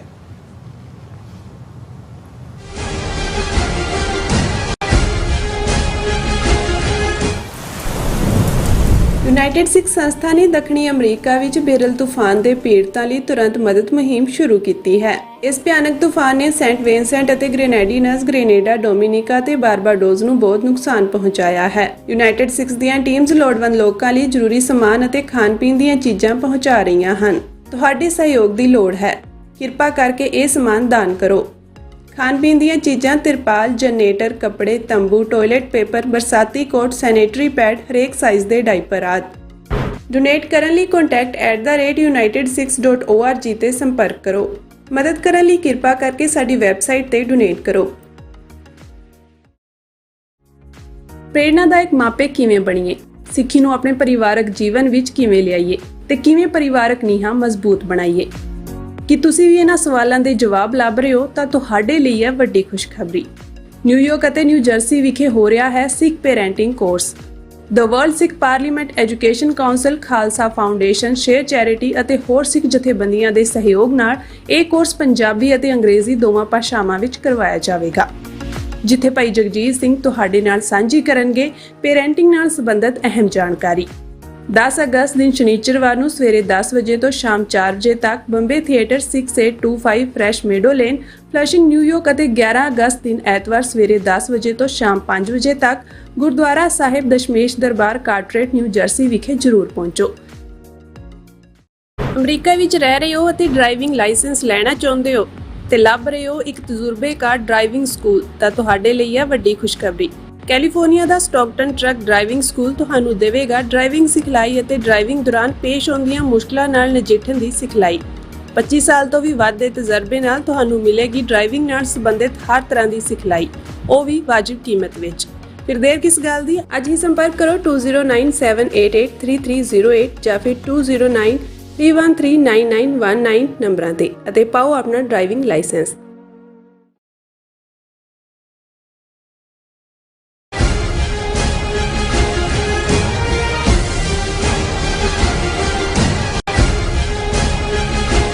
ਵਿਊਅਰਸ, ਬ੍ਰੇਕ ਤੋਂ ਬਾਅਦ ਤੁਹਾਡਾ ਸਾਰਿਆਂ ਦਾ ਸਵਾਗਤ ਹੈ। ਗੱਲਬਾਤ ਨੂੰ ਅੱਗੇ ਤੋਰਦੇ ਹਾਂ। ਸੁਖਵਿੰਦਰ ਸਿੰਘ ਜੀ, ਹੁਣ ਅਸੀਂ ਗੱਲ ਕਰੀਏ ਕੈਨੇਡਾ ਦੀ। ਤੁਸੀਂ ਕੈਨੇਡਾ ਦੇ ਵਿੱਚ ਟੋਰਾਂਟੋ ਦੇ ਵਿੱਚ ਬੈਠੇ ਹੋ ਤੇ ਅਸੀਂ ਪਿਛਲੇ ਸਮੇਂ ਦੇ ਵਿੱਚ ਸਾਡੀ ਵੀ ਜਿਹੜੀ ਪਾਪੂਲੇਸ਼ਨ ਹੈਗੀ ਹੈ ਵੱਡੇ ਪੱਧਰ ਦੇ ਉੱਤੇ ਪਿਛਲੇ ਸਾਲਾਂ ਦੇ ਵਿੱਚ ਮਾਈਗ੍ਰੇਟ ਕੀਤੀ ਹੈ। ਪੰਜਾਬ ਦੇ ਵਿੱਚੋਂ ਬਹੁਤਾਤ ਲੋਕ ਜਿਹੜੇ ਨੇ ਉਹ ਇੱਥੇ ਆਏ ਆ। ਸੋ ਇਹਦੇ ਨਾਲ ਜਿਹੜੀ ਕੈਨੇਡੀਅਨ ਸੁਸਾਇਟੀ ਹੈਗੀ ਹੈ ਉਹਦੇ 'ਤੇ ਜਿਹੜਾ ਇੰਪੈਕਟ ਪਿਆ ਆ, ਉਹਦੇ ਅਸੀਂ ਕਈ ਕਿਸਮ ਦੇ ਜਿਹੜੇ ਇੰਪੈਕਟ ਨੇ ਉਹ ਅਸੀਂ ਦੇਖੇ ਨੇ। ਉਹਨਾਂ ਦੇ ਵਿੱਚੋਂ ਹਾਊਸਿੰਗ ਮਾਰਕੀਟ, ਰੀਅਲਟੀ, ਇਹਨਾਂ ਦਾ ਉਹ ਹੋਣਾ। ਫਿਰ ਸਟੂਡੈਂਟਸ ਦੇ ਨਾਲ ਜਦੋਂ ਅਸੀਂ ਵੀ ਪਹਿਲਾਂ ਵੀ ਜ਼ਿਕਰ ਕੀਤਾ ਆ, ਯੂਨੀਵਰਸਿਟੀਜ਼ ਤੋਂ ਲੈ ਕੇ ਹੋਰ ਕਿਸਮ ਦੀਆਂ ਜਿਹੜੀਆਂ ਉਹਨਾਂ ਦੀਆਂ ਉਹ ਹੁੰਦੀਆਂ ਨੇ ਕਿ ਜੀ ਉਹਨਾਂ ਨੂੰ ਇੱਕ ਧੰਦਾ ਬਣ ਗਿਆ ਇੱਕ ਬਿਜ਼ਨਸ ਬਣ ਗਿਆ ਇਹ ਸਟੂਡੈਂਟਸ ਨੂੰ ਇੱਥੇ ਲੈ ਕੇ ਆਉਣਾ ਤੇ ਫਿਰ ਉਹਨਾਂ ਨੂੰ ਕਿਵੇਂ ਪੱਕੇ ਕਰਾਉਣਾ, ਉਹ ਸਾਰਾ ਪਾਰਟ ਉਹਦੇ 'ਚ ਸਰਕਾਰੀ ਤੌਰ ਦੇ ਉੱਤੇ ਜਿਹੜੀ ਪਾਲਿਸੀ ਬਣੀ ਹੁੰਦੀ ਹੈ ਉਹਦੇ ਵਿੱਚ ਜਿਹੜੇ ਲੂਪ ਹੋਲਸ ਹੁੰਦੇ ਨੇ ਉਹਨਾਂ ਨੂੰ ਬੜੇ ਵੱਡੇ ਲੈਵਲ ਦੇ ਉੱਤੇ ਐਕਸਪਲੋਇਟ ਕੀਤਾ ਗਿਆ, ਜਿਹਦੇ ਨਾਲ ਹੁਣ ਸਰਕਾਰ ਉਸ ਨੂੰ ਰਿਵਰਸ ਕਰਨ ਦੇ ਰੌਂ ਦੇ ਵਿੱਚ ਨਜ਼ਰ ਆ ਰਹੀ ਹੈ। ਜਿਹੜੀਆਂ ਉਹਨਾਂ ਦੀਆਂ ਪਾਲਿਸੀਜ਼ ਨੇ ਇਮੀਗ੍ਰੇਸ਼ਨ ਪਾਲਿਸੀਜ਼ ਉਹਨਾਂ ਨੂੰ ਸਖਤ ਕਰਨ ਦੇ ਰੌਂ ਦੇ ਵਿੱਚ ਨਜ਼ਰ ਆ ਰਹੀ ਹੈ। ਪਿਛਲੇ ਸਮੇਂ ਦੇ ਵਿੱਚ ਇਸ ਕਿਸਮ ਦੀਆਂ ਬਹੁਤ ਖਬਰਾਂ ਆਈਆਂ ਨੇ ਤੇ ਅਸੀਂ ਡਿਸਕਸ ਵੀ ਕੀਤੀਆਂ ਨੇ। ਸੋ ਹੁਣ ਇੱਕ ਦੂਜੀ ਗੱਲ ਜਿਹੜੀ ਸੋਸਾਇਟੀ ਦੇ ਉੱਤੇ ਇਹਦਾ ਇੰਪੈਕਟ ਹੁੰਦਾ, ਲੋਕਾਂ ਦੇ ਵਿੱਚ ਇਹ ਗੱਲ ਸਾਹਮਣੇ ਆਈ ਜਾਂ ਆਉਂਦੀ ਹੈ, ਆਮ ਤੌਰ ਤੇ ਇੱਕ ਸੁਭਾਵਿਕ ਗੱਲ ਵੀ ਹੁੰਦੀ ਹੈ ਕਿਸੇ ਨਾ ਕਿਸੇ ਪੱਧਰ ਦੇ ਉੱਤੇ ਕਿ ਲੋਕ ਇਹ ਸਮਝਦੇ ਆ ਕਿ ਜੀ ਇਹ ਜਿਹੜੇ ਲੋਕ ਬਾਹਰੋਂ ਆ ਰਹੇ ਆ ਇਹ ਸਾਡੀਆਂ ਜੌਬਾਂ ਲੈ ਰਹੇ ਆ, ਇਹ ਸਾਡੇ ਤੇ ਇੰਪੈਕਟ ਕਿਸ ਹਿਸਾਬ ਦਾ ਪੈ ਰਿਹਾ। ਸੋ ਉਹ ਜਿਹੜੀ ਇੱਕ ਐਂਟੀ ਇਮੀਗ੍ਰੇਸ਼ਨ ਸੈਂਟੀਮੈਂਟ ਹੈਗਾ ਉਹ ਬਹੁਤ ਵਧਿਆ ਆ ਪਿਛਲੇ ਸਮੇਂ ਦੇ ਵਿੱਚ। ਇਹਦੇ ਤੇ ਮਤਲਬ ਇੱਕ ਜਿਹੜੀ ਏਜੰਸੀ ਹੈਗੀ ਆ ledger for association of Canadian studies, ਉਹਨਾਂ ਵੱਲੋਂ ਪੋਲ ਵੀ ਕੀਤਾ ਗਿਆ ਆ ਤੇ ਉਹ ਮਤਲਬ ਡਾਟਾ ਦੇ ਆਧਾਰ ਦੇ ਉੱਤੇ ਇਹ ਦੱਸ ਰਹੇ ਆ ਕਿ ਹੁਣ ਬਹੁਤਾਤ ਲੋਕ ਇਹ ਸਮਝਦੇ ਆ, ਇੱਕ ਹੇਟਡ ਦੇ ਲੈਵਲ ਦੇ ਉੱਤੇ ਗੱਲ ਚਲੀ ਗਈ ਹੈ ਕਿ ਉਹ ਨਫ਼ਰਤ ਤੱਕ ਗੱਲ ਪਹੁੰਚ ਗਈ ਹੈ ਉਹ ਲੋਕਾਂ ਨੂੰ ਜਿਹੜੇ ਬਾਹਰੋਂ ਆ ਰਹੇ ਆ। ਤੇ ਸਿੱਖ ਉਹਨਾਂ ਦੇ ਵਿੱਚ ਓਬਵੀਅਸਲੀ ਮਾਈਨੋਰਿਟੀ ਹੋਣ ਦੇ ਨਾਤੇ ਵੀ ਤੇ ਵਿਜ਼ਿਬਿਲਿਟੀ, ਪੱਗ, ਦਸਤਾਰ, ਦਾੜਾ ਹੋਣ ਦੇ ਨਾਤੇ ਉਹਨਾਂ ਦੀ ਵਿਜ਼ਿਬਿਲਿਟੀ ਇਸ ਕਿਸਮ ਦੀ ਹੈਗੀ ਹੈ ਕਿ ਉਹਨਾਂ ਨੂੰ ਉਸ ਹੇਟਡ ਦਾ ਹੁਣ ਸ਼ਿਕਾਰ ਹੋਣਾ ਪੈ ਰਿਹਾ। ਇਸ ਕਿਸਮ ਦੀਆਂ ਖਬਰਾਂ ਉਹ ਪੋਸਟਰਸ, ਫਲਾਇਰਸ ਬਣਾ ਕੇ ਆਨਲਾਈਨ ਹੇਟ ਮੇਲ ਹੋਵੇ ਜਾਂ ਹੁਣ ਤੇ ਮਤਲਬ ਉਹ ਫਿਜ਼ੀਕਲ ਸਕਫਲ ਤੱਕ ਜਿਹੜੀ ਗੱਲ ਹੈ ਉਹ ਜਾ ਪਹੁੰਚੀ ਹੈ ਤੇ ਉਸ ਕਿਸਮ ਦੀਆਂ ਵੀ ਜਿਹੜੀਆਂ ਘਟਨਾਵਾਂ ਨੇ ਸਾਡੇ ਸਾਹਮਣੇ ਆ ਰਹੀਆਂ ਨੇ। ਸੋ ਤੁਸੀਂ ਥੋੜ੍ਹਾ ਜਿਹਾ ਇਹਦੀਆਂ ਡੀਟੇਲਸ ਵੀ ਦਿਓ, ਸਾਡੇ ਦਰਸ਼ਕਾਂ ਦੇ ਨਾਲ ਸਾਂਝੀਆਂ ਕਰੋ ਜਿਹੜੀਆਂ ਇਹ ਘਟਨਾਵਾਂ ਹੋ ਰਹੀਆਂ ਨੇ ਤੇ ਬੀਤੇ 2-3 ਦਿਨ ਤੋਂ ਖਾਸ ਤੌਰ ਦੇ ਉੱਤੇ ਸੋਸ਼ਲ ਮੀਡੀਆ ਤੇ ਇਹ ਵਾਈਡਲੀ ਜਿਹੜੀਆਂ ਨੇ ਉਹ ਸ਼ੇਅਰ ਹੋ ਰਹੀਆਂ ਨੇ ਤੇ ਫਿਰ ਇਹਦੇ ਜਿਹੜੇ ਦੂਜੇ ਐਸਪੈਕਟ ਨੇ ਉਹਦੇ ਤੇ ਵੀ ਗੱਲਬਾਤ ਕਰਦੇ ਹਾਂ। ਅਮਰਵੀਰ ਸਿੰਘ ਜੀ, ਬਿਲਕੁਲ ਮਤਲਬ ਇੱਕ ਤੁਸੀਂ ਕਹਿ ਸਕਦੇ ਹੋ ਕਿ ਕੁਝ ਸਮੇਂ ਤੋਂ ਇਸ ਤਰ੍ਹਾਂ ਦਾ ਮਾਹੌਲ ਕੈਨੇਡਾ ਦੇ ਵਿੱਚ, ਹਾਲਾਂਕਿ ਉਹ ਹਜੇ ਮਤਲਬ ਗਰਾਊਂਡ ਦੇ ਉੱਤੇ ਕੁਝ ਘਟਨਾਵਾਂ ਵਾਪਰੀਆਂ ਨੇ ਕਿ ਜਿੱਥੇ ਸਿੱਖਾਂ ਨੂੰ ਉਹਨਾਂ ਦੀ ਪਛਾਣ ਕਰਕੇ ਜਿਹੜਾ ਆ ਉਹ ਟਾਰਗੇਟ ਕੀਤਾ ਗਿਆ। ਪਰ ਜਿਹੜਾ ਇੱਕ ਸੋਸ਼ਲ ਮੀਡੀਆ ਦੇ ਉੱਤੇ, ਖਾਸ ਤੌਰ ਦੇ ਉੱਤੇ ਟਵਿੱਟਰ ਦੇ ਉੱਤੇ ਇੱਕ ਪੂਰੀ ਆਰਗੇਨਾਈਜ਼ਡ ਕੈਂਪੇਨ ਜਿਹੜੀ ਆ ਉਹ ਪਿਛਲੇ ਕੁਝ ਸਮੇਂ ਤੋਂ ਸ਼ੁਰੂ ਹੋਈ ਆ ਤੇ ਜਿਹਦੇ ਵਿੱਚ ਮਤਲਬ ਜਿਹੜੀ ਸਿੱਖ ਆਈਡੈਂਟੀਟੀ ਆ ਉਹਨੂੰ ਖਾਸ ਤੌਰ ਤੇ ਟਾਰਗੇਟ ਤੇ ਲੈ ਕੇ ਤੇ ਓਵਰਆਲ ਜਿਹੜੀ ਇਮੀਗ੍ਰੇਸ਼ਨ ਆ ਜੀ ਉਹਨੂੰ ਟਾਰਗੇਟ ਤੇ ਲੈ ਕੇ ਇੱਕ ਇਹ ਨੈਰੇਟਿਵ ਸਿਰਜਿਆ ਜਾ ਰਿਹਾ ਕਿ ਜਿਹੜੇ ਇਹ ਇਮੀਗ੍ਰੈਂਟਸ ਆ ਇਹ ਕੈਨੇਡਾ ਨੂੰ ਤੁਸੀਂ ਕਹਿ ਸਕਦੇ ਹੋ ਕਿ ਗੰਦਾ ਕਰ ਰਹੇ ਆ, ਇਹ ਕੈਨੇਡਾ ਨੂੰ ਖਰਾਬ ਕਰ ਰਹੇ ਆ ਤੇ ਵੀ ਇਹਨਾਂ ਨੂੰ ਵਾਪਸ ਚਲੇ ਜਾਣਾ ਚਾਹੀਦਾ ਹੈ ਜਾਂ ਇਹਨਾਂ ਨੂੰ ਵਾਪਸ ਭੇਜ ਦੇਣਾ ਚਾਹੀਦਾ ਹੈ। ਤੇ ਉਹਦੇ ਵਿੱਚ ਕਿਉਂਕਿ ਕੈਨੇਡਾ ਦੇ ਜਿੰਨੇ ਇਮੀਗ੍ਰੇਸ਼ਨ ਜਿੰਨੀ ਕੈਨੇਡਾ ਦੇ ਵਿੱਚ ਹੋਈ ਆ ਤੇ ਉਹ ਸਾਰੀ ਇਮੀਗ੍ਰੇਸ਼ਨ ਦੇ ਵਿੱਚੋਂ ਜਿਹੜੇ ਸਿੱਖ ਨੇ ਆਪਣੀ ਵਿਜ਼ਿਬਿਲਿਟੀ ਕਰਕੇ, ਆਪਣੇ ਸਰੂਪ ਕਰਕੇ ਉਹ ਵੱਖਰੇ ਆਈਡੈਂਟੀਫਾਈ ਹੁੰਦੇ ਆ ਤੇ ਦੂਜਾ ਸਿੱਖ ਜਿਹੜੇ ਆ ਉਹਨਾਂ ਨੇ ਆਪਣੀ ਮਿਹਨਤ ਦੇ ਨਾਲ, ਆਪਣੀ ਕਾਬਲੀਅਤ ਦੇ ਨਾਲ ਇਸ ਮੁਲਕ ਦੇ ਵਿੱਚ ਆਪਣਾ ਇੱਕ ਚੰਗਾ ਰੁਤਬਾ ਤੇ ਚੰਗੀ ਥਾਂ ਬਣਾਈ ਆ, ਭਾਵੇਂ ਉਹ ਇਕਨੋਮਿਕਲੀ ਹੋਵੇ ਜਾਂ ਚਾਹੇ ਉਹ ਸੋਸ਼ਲੀ ਹੋਵੇ, ਚਾਹੇ ਪੋਲੀਟੀਕਲ ਹੋਵੇ। ਤਾਂ ਇਸ ਕਰਕੇ ਉਹ ਸਭ ਤੋਂ ਵੱਡੇ ਟਾਰਗੇਟ ਤੇ ਆ ਰਹੇ ਆ। ਤਾਂ ਉਹ ਟਾਰਗੇਟ ਕੀਤਾ ਕਿਹਨਾਂ ਵੱਲੋਂ ਜਾ ਰਿਹਾ ਕਿ ਜਿਹੜਾ ਇੱਕ ਫਾਰ ਰਾਈਟ ਗਰੁੱਪ ਆ ਜਿਹੜਾ ਕਿ ਅਸੀਂ ਦੇਖ ਰਹੇ ਹਾਂ ਕਿ ਪਿਛਲੇ ਕੁਝ ਸਮੇਂ ਤੋਂ, ਭਾਵੇਂ ਉਹ ਯੂਰਪ ਹੋਵੇ, ਭਾਵੇਂ ਉਹ US ਹੋਵੇ, ਭਾਵੇਂ ਉਹ ਕੈਨੇਡਾ ਹੋਵੇ, ਹਰ ਇੱਕ ਥਾਂ ਦੇ ਉੱਤੇ ਇੱਕ ਜਿਹੜਾ for right ideology the group ਆ ਜਿਹੜਾ ਇਹ ਸਮਝਦਾ ਆ ਕਿ ਇਸ ਮਤਲਬ ਜਿਹੜੇ ਅਦਰਸ ਨੇ ਮਤਲਬ ਉਹ ਸਾਡੇ ਬਰਾਬਰ ਨਹੀਂ ਹੋ ਸਕਦੇ ਆ, ਉਹ ਸਾਡੇ ਤੋਂ ਨੀਵੇਂ ਨੇ, ਸਾਡੇ ਤੋਂ ਛੋਟੇ ਨੇ ਜਾਂ ਸਾਡੇ ਤੋਂ ਨੀਚ ਨੇ। ਜਿਹੜੀ ਸੋਚ ਵਾਲੇ ਲੋਕ ਨੇ ਉਹ ਹੁਣ ਲਗਾਤਾਰ ਇਸ ਕੈਂਪੇਨ ਨੂੰ ਬੂਸਟ ਕਰ ਰਹੇ ਆ। ਤਾਂ ਇਸ ਕੈਂਪੇਨ ਦਾ ਜਿਹੜਾ ਅਮਰਵੀਰ ਸਿੰਘ ਜੀ ਆਧਾਰ ਆ, ਜਿਵੇਂ ਮੈਂ ਤੁਹਾਨੂੰ ਦੱਸਿਆ ਕਿ ਉਹ ਇੱਕ ਹੇਟ ਕੈਂਪੇਨ ਆ, ਇਹ ਜਿਹੜੀ ਇੱਕ ਨਫ਼ਰਤ ਜਿਹਦੇ ਚ ਝਲਕਦੀ ਆ ਜਾਂ ਇੱਕ ਨਫ਼ਰਤ ਦਾ ਨੈਰੇਟਿਵ ਤੋਰਿਆ ਜਾ ਰਿਹਾ ਤੇ ਉਹਦੇ ਚ ਸਭ ਤੋਂ ਜਿਹੜਾ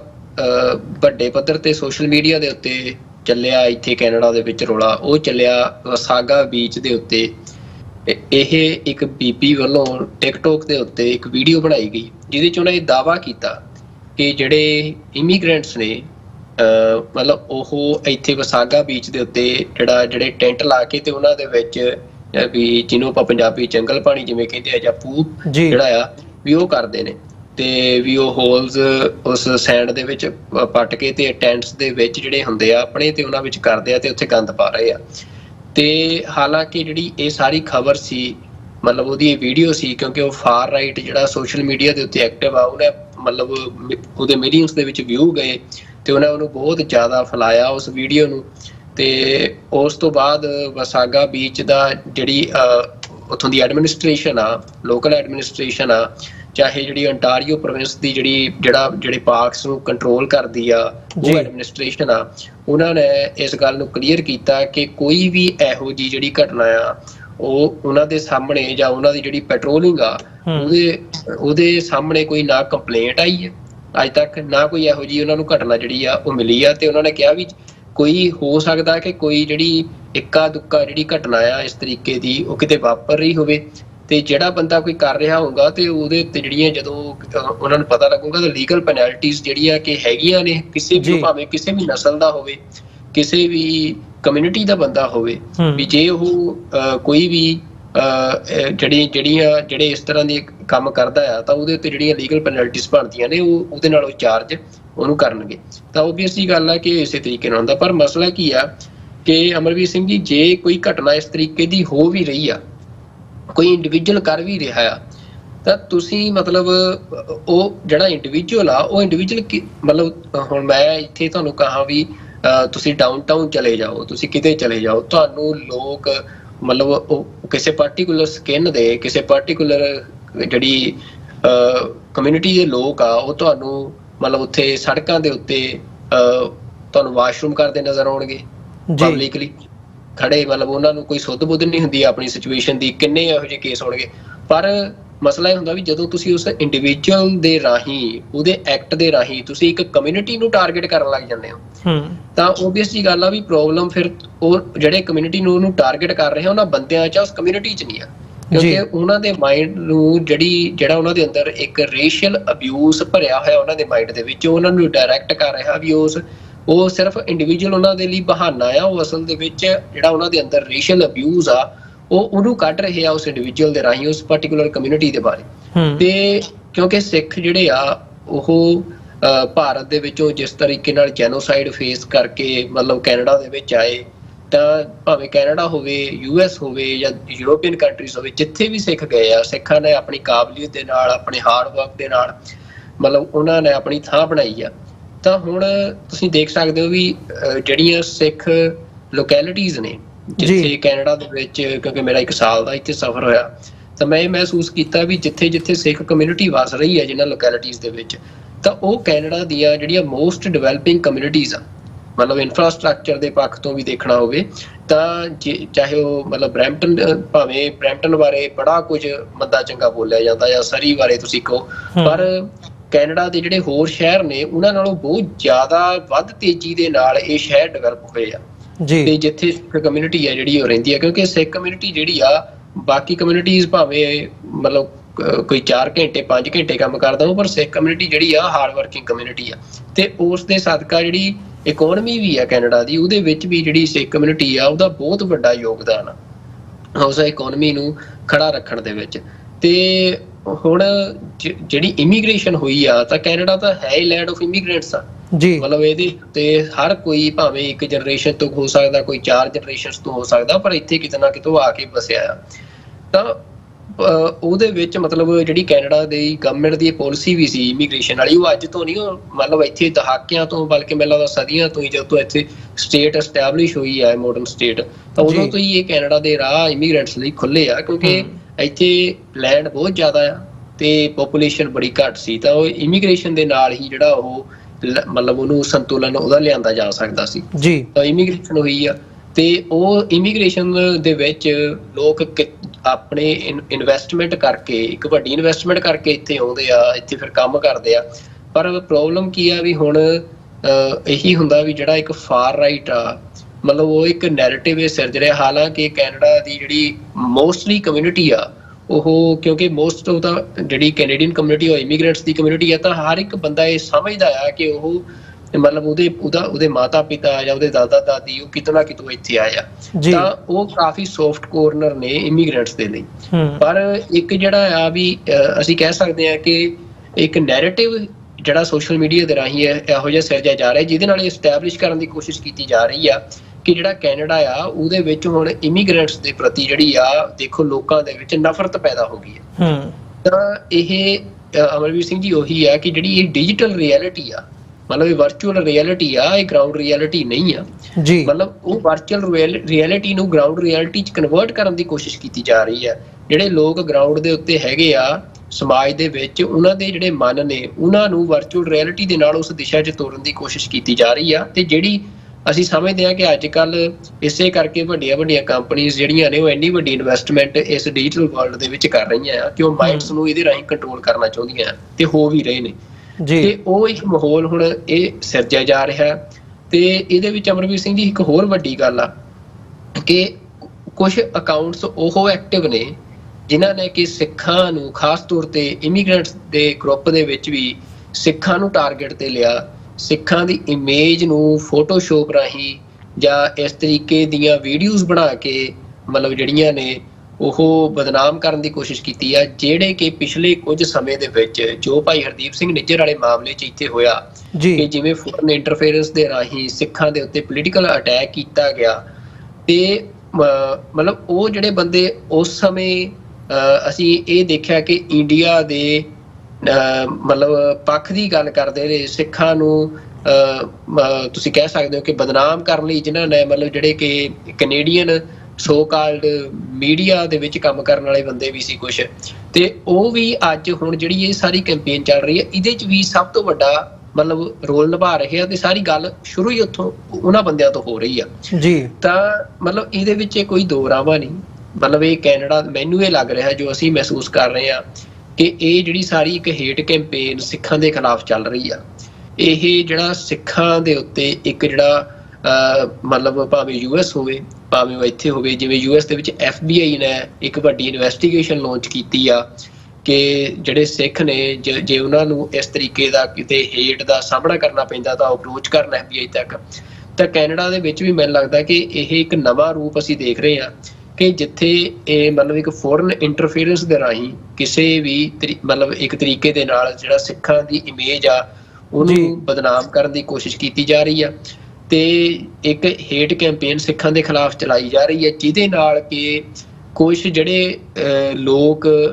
ਫਾਰ ਰਾਈਟ ਆਈਡੀਓਲੋਜੀ ਤੋਂ ਪ੍ਰਭਾਵਿਤ ਹੁੰਦੇ ਨੇ ਉਹਨਾਂ ਨੂੰ ਮੋਬਿਲਾਈਜ਼ ਕੀਤਾ ਜਾ ਸਕੇ ਸਿੱਖਾਂ ਦੇ ਉੱਤੇ ਅਟੈਕ ਕਰਨ ਜੀ। ਤਾਂ ਇਹ ਮਾਹੌਲ ਮਤਲਬ ਮੈਨੂੰ ਇਹ ਲੱਗਦਾ ਕਿ ਇਹ ਕੈਨੇਡਾ ਦੀਆਂ ਜਿਹੜੀਆਂ ਲਾਅ ਇਨਫੋਰਸਮੈਂਟ ਏਜੰਸੀਜ਼ ਆ ਉਹਨਾਂ ਦੇ ਲਈ ਇੱਕ ਬਹੁਤ ਵੱਡਾ ਚੈਲੰਜ ਆ ਕਿ ਮਤਲਬ ਕਿ ਅਸੀਂ ਦੇਖਿਆ ਕਿ US ਦੇ ਵਿੱਚ ਇੱਕ ਗੁਰਦੁਆਰਾ ਸਾਹਿਬ ਦੇ ਵਿੱਚ ਜਦੋਂ ਇੱਕ ਵੱਡਾ ਸਿੱਖਾਂ ਦੇ ਉੱਤੇ ਰੇਸਿਸਟ ਅਟੈਕ ਹੋਇਆ ਸੀ ਤੇ ਕੋਈ ਉਹੋ ਜਿਹੀ ਜਿਹੜੀ ਮੰਦਭਾਗੀ ਘਟਨਾ ਆ ਕਿ ਉਧਰ ਨੂੰ ਚੀਜ਼ਾਂ ਨੂੰ ਇੱਥੇ ਤੋਰਨ ਦੀ ਕੋਸ਼ਿਸ਼ ਕੀਤੀ ਜਾ ਰਹੀ ਆ ਸਿੱਖਾਂ ਦੇ ਖਿਲਾਫ। ਤਾਂ ਉਹ ਇਹ ਚੀਜ਼ਾਂ ਨੂੰ ਮੈਨੂੰ ਲੱਗਦਾ ਕਿ ਜਿਵੇਂ WSO ਦੀ ਲੇਟੈਸਟ ਸਟੇਟਮੈਂਟ ਆਈ ਆ ਜਿਹਦੇ 'ਚ WSO ਨੇ world Sikh organisation of Canada ਨੇ ਮਤਲਬ ਜ਼ਿਕਰ ਕੀਤਾ ਆ ਟੋਰਾਂਟੋ ਦੇ ਵਿੱਚ ਤੇ ontario ਦੇ ਇੱਕ ਹੋਰ ਸ਼ਹਿਰ ਦੇ ਵਿੱਚ ਜਿਹੜੀ ਘਟਨਾ ਵਾਪਰੀ ਆ ਜਿੱਥੇ ਸਿੱਖ ਦੀ ਦਸਤਾਰ ਲਾਈ ਗਈ ਆ ਮਤਲਬ ਅਟੈਕ ਕਰਕੇ। ਅੱਜ ਜੁਲਾਈ ਮਹੀਨੇ ਦੇ ਵਿੱਚ 2 ਘਟਨਾਵਾਂ ਵਾਪਰੀਆਂ ਨੇ ਜੀ। ਤੇ ਇਸ ਤੋਂ ਇਲਾਵਾ ਇੱਕ ਜਿਹੜਾ ਹੋਰ ਸਿੱਖ ਐਕਟਿਵਿਸਟ ਆ ਉਹਦੀ ਇੱਕ ਤਸਵੀਰ ਦੇ ਉੱਤੇ ਸੋਸ਼ਲ ਮੀਡੀਆ ਦੇ ਉੱਤੇ ਜਿਸ ਤਰੀਕੇ ਦੇ ਨਾਲ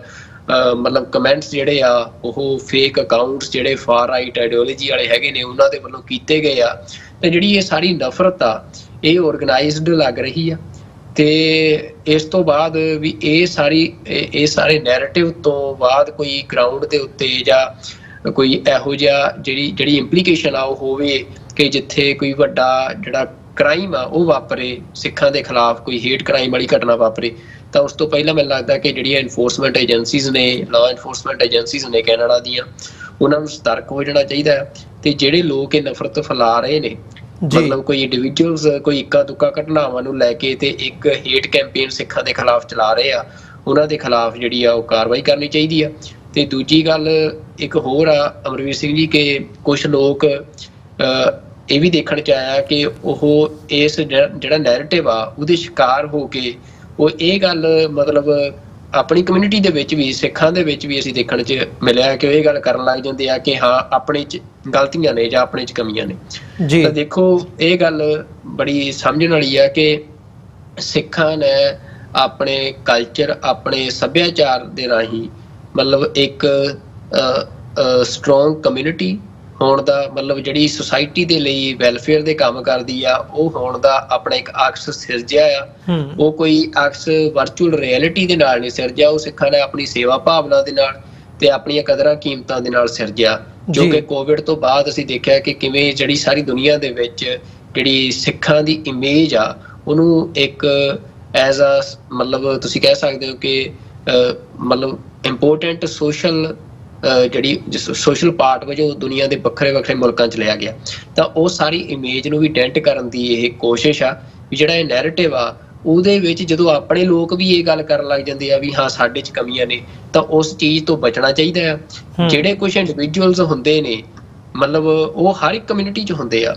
ਜਿਵੇਂ ਕੋਈ ਜੇ ਨੌਜਵਾਨ ਕਿਤੇ ਲੜਦੇ ਆ, ਕੋਈ ਨੌਜਵਾਨ ਕਿਤੇ ਗੱਡੀਆਂ ਭਜਾਉਂਦੇ ਆ, ਤਾਂ ਉਹ ਕਿਹੜੀ ਕਮਿਊਨਿਟੀ ਦੇ ਨੌਜਵਾਨ ਇਹੋ ਜਿਹੇ ਨਹੀਂ ਹੁੰਦੇ ਵੀ ਜਿਹੜੇ ਨਹੀਂ ਇਹ ਕੰਮ ਕਰਦੇ ਆ। ਉਹ ਸਾਰੀ ਕਮਿਊਨਿਟੀ ਦੇ ਕਰਦੇ ਆ। ਜਿਹੜੇ ਉਹ ਕਰਦੇ ਆ ਉਹਨਾਂ ਨੂੰ ਜ਼ਰੂਰ ਕਮਿਊਨਿਟੀ ਦੇ ਜਿਹੜੇ ਉਹਨਾਂ ਦੇ ਮਤਲਬ ਜਾਣਕਾਰ ਸਿਆਣੇ ਬਜ਼ੁਰਗ ਆ ਉਹਨਾਂ ਨੂੰ ਜ਼ਰੂਰ ਤਾੜਨਾ ਹੋਣੀ ਚਾਹੀਦੀ ਹੈ, ਜਿਹੜੀ ਕਿ ਸਿੱਖਾਂ 'ਚ ਬਹੁਤ ਹੁੰਦੀ ਵੀ ਆ। ਉਸ ਗੱਲ ਨੂੰ ਕਿਸੇ ਦਾ ਉਤਸ਼ਾਹਿਤ ਨਹੀਂ ਕੀਤਾ ਜਾਂਦਾ, ਪਰ ਓਵਰਆਲ ਤੁਸੀਂ ਸਾਰੀ ਕਮਿਊਨਿਟੀ ਨੂੰ ਹੀ ਇਸ ਮਤਲਬ ਜੇ ਸਾਰੀ ਕਮਿਊਨਿਟੀ ਇਸ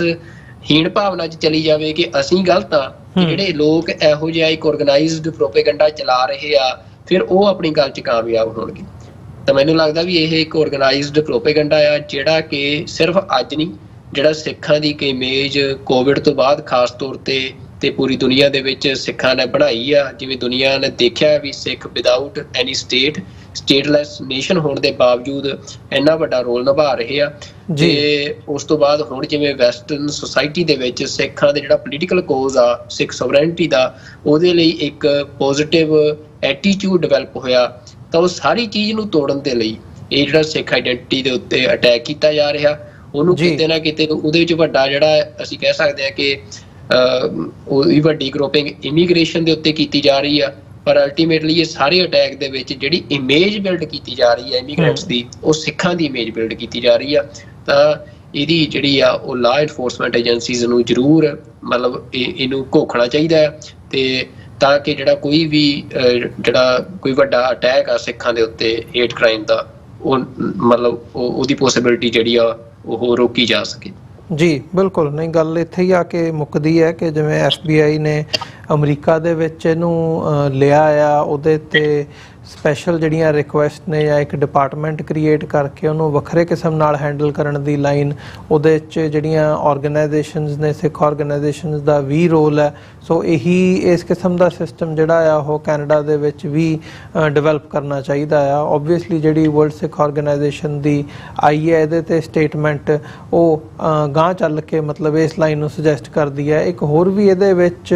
ਜੋ ਦੇਖਣ ਦੇ ਵਿੱਚ ਆਇਆ, ਕੁਝ ਪੋਸਟ ਸੋਸ਼ਲ ਮੀਡੀਆ 'ਤੇ ਸ਼ੇਅਰ ਹੋ ਰਹੀਆਂ ਨੇ ਜਾਂ ਸਰੀ ਤੋਂ ਸਿੱਖ ਐਕਟਿਵਿਸਟ ਹੈਗੇ ਆ, ਉਹਨਾਂ ਨੇ ਵੀ ਉਹ ਕੀਤਾ ਹੈ ਕਿ ਭਾਈ ਇਹ ਇਕੱਲਾ ਫਾਰ ਰਾਈਟ ਜਿਹੜੀ ਆਈਡੀਓਲੋਜੀ ਹੈ ਇਹ ਕੈਨੇਡਾ ਦੇ ਵਿੱਚ ਜਿਹੜੀ ਐਗਜ਼ਿਸਟ ਕਰਦੀ ਹੈ ਉਸ ਦੀ ਗੱਲ ਨਹੀਂ, ਰੈਦਰ ਇਸ ਨੂੰ ਹਵਾ ਦੇਣ ਦੇ ਲਈ ਇਹਦੇ ਵਿੱਚ ਜਿਹੜੀ ਇੰਡੀਆ ਦਾ ਫਾਰ ਰਾਈਟ ਹੈ, ਹਿੰਦੂਤਵੀ ਗਰੁੱਪ ਹੈਗੇ ਆ, ਉਹਨਾਂ ਦੀ ਵੀ ਜਿਹੜੀ ਸ਼ਮੂਲੀਅਤ ਹੈ ਉਹ ਦੇਖੀ ਜਾ ਰਹੀ ਹੈ। ਸੋ ਉਹ ਇੱਕ ਅਜਿਹੀ ਗੱਲ ਹੈ ਜਿਹੜੀ ਸਾਡੇ ਲਈ ਖਾਸ ਤੌਰ 'ਤੇ ਜਦੋਂ ਅਸੀਂ ਆਜ਼ਾਦੀ ਪਸੰਦ ਸਿੱਖਾਂ ਦੀ ਗੱਲ ਕਰਦੇ ਹਾਂ ਉਸ ਨੈਰੇਟਿਵ ਨੂੰ ਹਵਾ ਦੇਣ ਦੇ ਲਈ ਜਾਂ ਡੀਫੇਮ ਕਰਨ ਦੇ ਲਈ ਬੜੇ ਵੱਡੇ ਲੈਵਲ ਦੇ ਉੱਤੇ ਇਸ ਨੂੰ ਯੂਜ਼ ਕੀਤਾ ਜਾ ਸਕਦਾ ਹੈ ਤੇ ਉਹਦੀ ਕਵਾਇਦ ਜਿਹੜੀ ਹੈਗੀ ਹੈ ਉਹ ਆਲਰੇਡੀ ਸ਼ੁਰੂ ਹੋ ਚੁੱਕੀ ਹੈ। ਸੋ ਇਹ ਗੱਲ ਅਸੀਂ ਸਾਡੇ ਦਰਸ਼ਕਾਂ ਦੇ ਨਾਲ ਸਾਂਝੀ ਕਰਨੀ ਚਾਹੁੰਦੇ ਹਾਂ ਤੇ ਇਹਦੇ ਤੋਂ ਮਤਲਬ ਘਬਰਾਉਣ ਦੀ ਗੱਲ ਨਹੀਂ ਆ। ਰੈਦਰ ਮਤਲਬ ਤੁਸੀਂ ਦੇਖੋ ਸਮਝੋ ਤੇ ਜਿਹੜੀ ਗੱਲ ਤੁਹਾਨੂੰ ਲੱਗਦੀ ਹੈ ਕਿ ਇਹ ਗੱਲ ਗਲਤ ਹੋ ਰਹੀ ਹੈ ਤੇ ਉਹਦੇ ਵਿੱਚ ਕੋਈ ਫੋਟੋਸ਼ਾਪ ਯੂਜ਼ ਹੋ ਰਹੀ ਹੈ, ਹੋਰ ਪਾਰਟ ਤੁਹਾਨੂੰ ਫਿਜ਼ੀਕਲੀ ਵੀ ਕਿਤੇ ਨਜ਼ਰ ਆਉਂਦਾ ਹੈ, ਉਹਨੂੰ ਜਿਹੜਾ ਲੋਕਲ ਅਥਾਰਟੀਜ਼ ਤੱਕ ਪਹੁੰਚਾਉਣ ਦੀ ਜਿਹੜੀ ਹੈ ਉਹਦੀ ਸ਼ਿਕਾਇਤ ਕਰਨ ਦੀ ਲਾਈਨ ਸਭ ਤੋਂ ਪਹਿਲੇ ਨੰਬਰ ਤੇ ਸਾਡੇ ਲਈ ਹੋਣੀ ਚਾਹੀਦੀ ਹੈ। ਸੋ ਇਹਨਾਂ ਸ਼ਬਦਾਂ ਦੇ ਨਾਲ ਇੱਕ ਛੋਟੇ ਜਿਹੇ ਕਮਰਸ਼ੀਅਲ ਬ੍ਰੇਕ ਦੇ ਲਈ ਇੱਥੇ ਰੁਕਾਂਗੇ। ਵਿਊਅਰਸ, ਬ੍ਰੇਕ ਤੋਂ ਬਾਅਦ ਗੱਲਬਾਤ ਜਾਰੀ ਰੱਖਾਂਗੇ।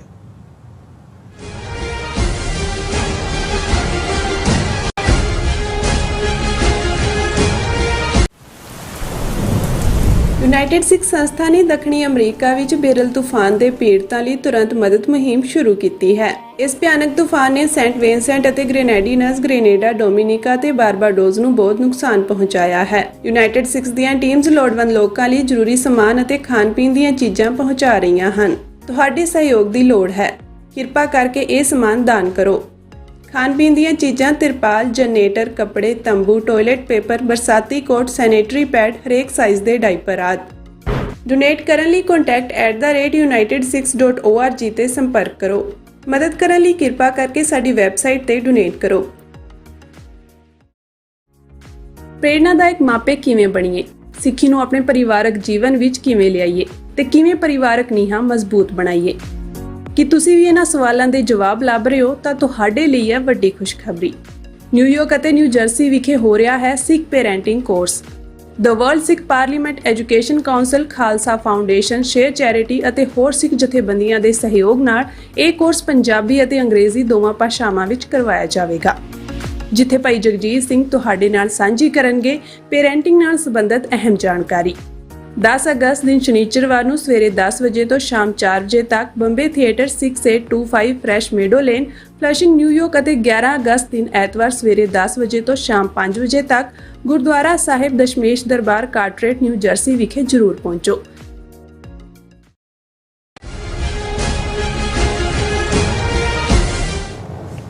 ਵਿਊਅਰਸ, ਬ੍ਰੇਕ ਤੋਂ ਬਾਅਦ ਤੁਹਾਡਾ ਸਾਰਿਆਂ ਦਾ ਸਵਾਗਤ ਹੈ। ਗੱਲਬਾਤ ਨੂੰ ਅੱਗੇ ਤੋਰਦੇ ਹਾਂ। ਸੁਖਵਿੰਦਰ ਸਿੰਘ ਜੀ, ਹੁਣ ਅਸੀਂ ਗੱਲ ਕਰੀਏ ਜੰਮੂ ਕਸ਼ਮੀਰ ਦੀ। ਜੰਮੂ ਕਸ਼ਮੀਰ ਦੇ ਵਿੱਚ ਮੋਦੀ ਸਰਕਾਰ ਵੱਲੋਂ ਦਾਅਵੇ ਬਹੁਤ ਵੱਡੇ ਕੀਤੇ ਗਏ ਆ, ਖਾਸ ਤੌਰ ਤੇ ਜਦੋਂ ਤੋਂ ਧਾਰਾ 370 ਹਟਾਈ ਗਈ ਹੈ ਤੇ ਉਹਨਾਂ ਵੱਲੋਂ ਇਹੀ ਉਹ ਕੀਤਾ ਗਿਆ ਸੀ ਕਿ ਜੀ ਇਹ ਸਿਕਿਉਰਿਟੀ ਕੰਸਰਨ ਜਿਹੜਾ ਹੈਗਾ, ਹੁਣ ਉੱਥੇ ਟੈਰਰਿਜ਼ਮ ਵੀ ਖਤਮ, ਅੱਤਵਾਦ ਨੂੰ ਅਸੀਂ ਨਕੇਲ ਪਾ ਲਈ ਹੈ, ਡੀਮੋਨਟਾਈਜੇਸ਼ਨ ਦੇ ਨਾਲ ਵੀ ਤੇ ਅਦਰਵਾਈਜ਼ ਵੀ। ਪਰ ਰਿਐਲਿਟੀ ਜਿਹੜੀ ਹੈਗੀ ਹੈ ਉਹ ਇਸ ਕਿਸਮ ਦੀ ਹੈ ਕਿ ਉੱਥੇ ਚੋਣਾਂ ਦਾ ਨਾਮੋ ਨਿਸ਼ਾਨ ਨਹੀਂ ਨਜ਼ਰ ਆ ਰਿਹਾ। ਜਿਹੜੀਆਂ ਲੋਕਲ ਇਲੈਕਸ਼ਨਸ ਹੁੰਦੀਆਂ ਨੇ ਉਹ ਹੁਣ ਮਤਲਬ 5 ਸਾਲ ਤੋਂ ਉੱਤੇ ਦਾ ਜਿਹੜਾ ਸਮਾਂ ਆ ਉਹ ਹੋ ਚੁੱਕਿਆ ਤੇ ਉੱਥੇ ਜਿਹੜੀਆਂ ਚੋਣਾਂ ਨੇ ਉਹ ਨਹੀਂ ਹੋ ਪਾ ਰਹੀਆਂ। ਲੋਕਾਂ ਦੇ ਵਿੱਚ ਰਿਜ਼ੈਂਟਮੈਂਟ ਇਸ ਕਿਸਮ ਦੀ ਹੈਗੀ ਹੈ ਕਿ ਜਿਹੜੇ ਬੀਜੇਪੀ ਦੇ ਆਗੂ ਨੇ ਜਾਂ ਅਦਰਵਾਈਜ਼ ਜਿਹੜੀਆਂ ਸਟੇਟ ਅਥਾਰਟੀਜ਼ ਨੇ ਉਹ ਡਾਇਰੈਕਟਲੀ ਲੋਕਾਂ ਦੇ ਨਾਲ ਇੰਗੇਜ ਕਰਨ ਤੋਂ ਵੀ ਕਤਰਾਉਂਦੀਆਂ ਨੇ ਤੇ ਜਿਨ੍ਹਾਂ ਨੂੰ ਇਹ ਅੱਤਵਾਦੀ ਕਹਿੰਦੇ ਆ, ਉਹ ਜਿਹੜੇ ਮਿਲੀਟੈਂਟ ਖਾੜਕੂ ਨੇ, ਉਹਨਾਂ ਦੀਆਂ ਜਿਹੜੀਆਂ ਕਾਰਵਾਈਆਂ ਨੇ ਉਹ ਵੱਡੇ ਲੈਵਲ ਦੇ ਉੱਤੇ ਨਿਰੰਤਰ ਜਾਰੀ ਨੇ। ਸੋ ਉਸ ਨੂੰ ਹੀ ਮੁੱਖ ਰੱਖਦਿਆਂ ਹੋਇਆਂ ਅੱਜ ਇੱਕ ਜਿਹੜੀ ਮੇਜਰ ਡਿਵੈਲਪਮੈਂਟ ਸਾਹਮਣੇ ਆਈ ਹੈ, ਜਿਹੜੇ ਜੰਮੂ ਰੀਜਨ ਦੇ BSF ਦੇ ਡਿਪਟੀ ਡਾਇਰੈਕਟਰ ਹੈਗੇ ਆ, ਉਹਨਾਂ ਨੂੰ ਤਬਦੀਲ ਕਰ ਦਿੱਤਾ ਗਿਆ ਆ ਮੋਦੀ ਸਰਕਾਰ ਵੱਲੋਂ। ਸੋ ਇਹ ਇੱਕ ਵੱਡੀ ਡਿਵੈਲਪਮੈਂਟ ਹੈ, ਜਿੱਥੇ ਦਾਅਵੇ ਮੋਦੀ ਸਰਕਾਰ ਵੱਲੋਂ ਕੀਤੇ ਜਾਂਦੇ ਆ ਕਿ ਜੀ ਉੱਥੇ ਸ਼ਾਂਤੀ ਹੈ, ਲਾਅ ਐਂਡ ਆਰਡਰ ਦੀ ਜਿਹੜੀ ਸਥਿਤੀ ਹੈ ਉਹ ਨਿਯੰਤਰਣ ਦੇ ਵਿੱਚ ਹੈਗੀ ਹੈ ਤੇ ਇਸ ਕਿਸਮ ਦੇ ਦਾਅਵੇ ਜਿੱਥੇ ਹੋਣ ਪਰ ਉੱਥੇ ਗਰਾਊਂਡ ਰਿਐਲਿਟੀ ਡਿਫਰੈਂਟ ਕਿਸਮ ਦੀ ਹੋਵੇ।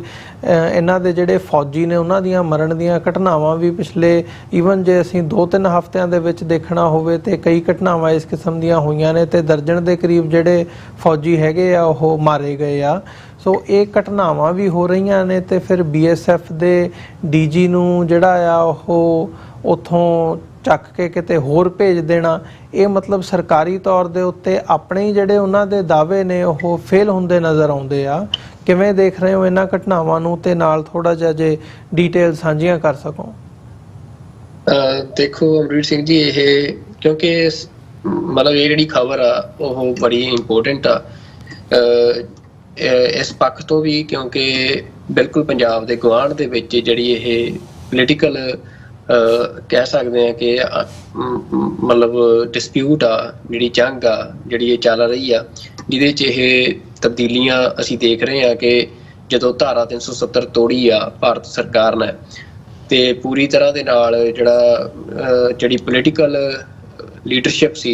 ਕਸ਼ਮੀਰ ਦੀ, ਜਿਹੜੀ ਕਿ ਆਜ਼ਾਦੀ ਦੀ ਗੱਲ ਕਰਦੀ ਸੀ, ਤਾਂ ਉਹਨੂੰ ਚੁੱਕ ਕੇ ਜੇਲ੍ਹਾਂ 'ਚ ਸੁੱਟਿਆ ਗਿਆ ਜੰਮੂ ਤੋਂ ਬਾਹਰ। ਮਤਲਬ ਅੱਜ ਤੱਕ ਉਹ ਸਾਰੇ ਕਈ ਲੰਮੇ ਸਮੇਂ ਤੋਂ ਜੇਲ੍ਹਾਂ 'ਚ ਨੇ। ਤੇ ਪੂਰੀ ਤਰ੍ਹਾਂ ਦੇ ਨਾਲ ਇਹ ਦਾਅਵਾ ਕੀਤਾ ਗਿਆ ਭਾਰਤ ਸਰਕਾਰ ਵੱਲੋਂ ਕਿ ਅਸੀਂ ਜਿਹੜੀ ਜੰਮੂ ਕਸ਼ਮੀਰ ਦੀ ਆਜ਼ਾਦੀ ਤਹਿਰੀਕ ਸੀ, ਆਜ਼ਾਦੀ ਦੀ ਲਹਿਰ ਸੀ, ਉਹਦਾ ਲੱਕ ਤੋੜਤਾ।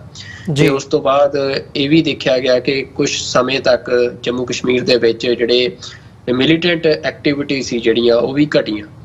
ਤੇ ਕਾਫੀ ਜਿਹੜੇ ਐਨਕਾਊਂਟਰ ਸੀ, ਜਿਹੜੇ ਐਕਟਿਵ ਮਿਲੀਟੈਂਟ ਹੈਗੇ ਸੀ ਜੰਮੂ ਕਸ਼ਮੀਰ ਦੇ ਵਿੱਚ, ਉਹਨਾਂ ਦੇ ਹੋਏ ਜਿਹੜੇ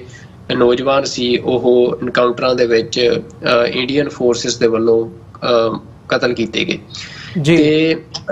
ਇਹ ਸਾਰੀਆਂ ਗੱਲਾਂ ਦੇ ਨਾਲ ਇੰਡੀਅਨ ਪ੍ਰਾਈਮ ਮਿਨਿਸਟਰ ਨੇ ਇਹ ਦਾਅਵਾ ਲਗਾਤਾਰ ਕੀਤਾ ਕਿ ਦੇਖੋ ਜਿਹੜੀ ਸਾਡੀ ਸਰਕਾਰ ਆ ਉਹਨੇ ਇਸ ਮਸਲੇ ਦਾ ਹੱਲ ਕਰਤਾ ਆ। ਪਰ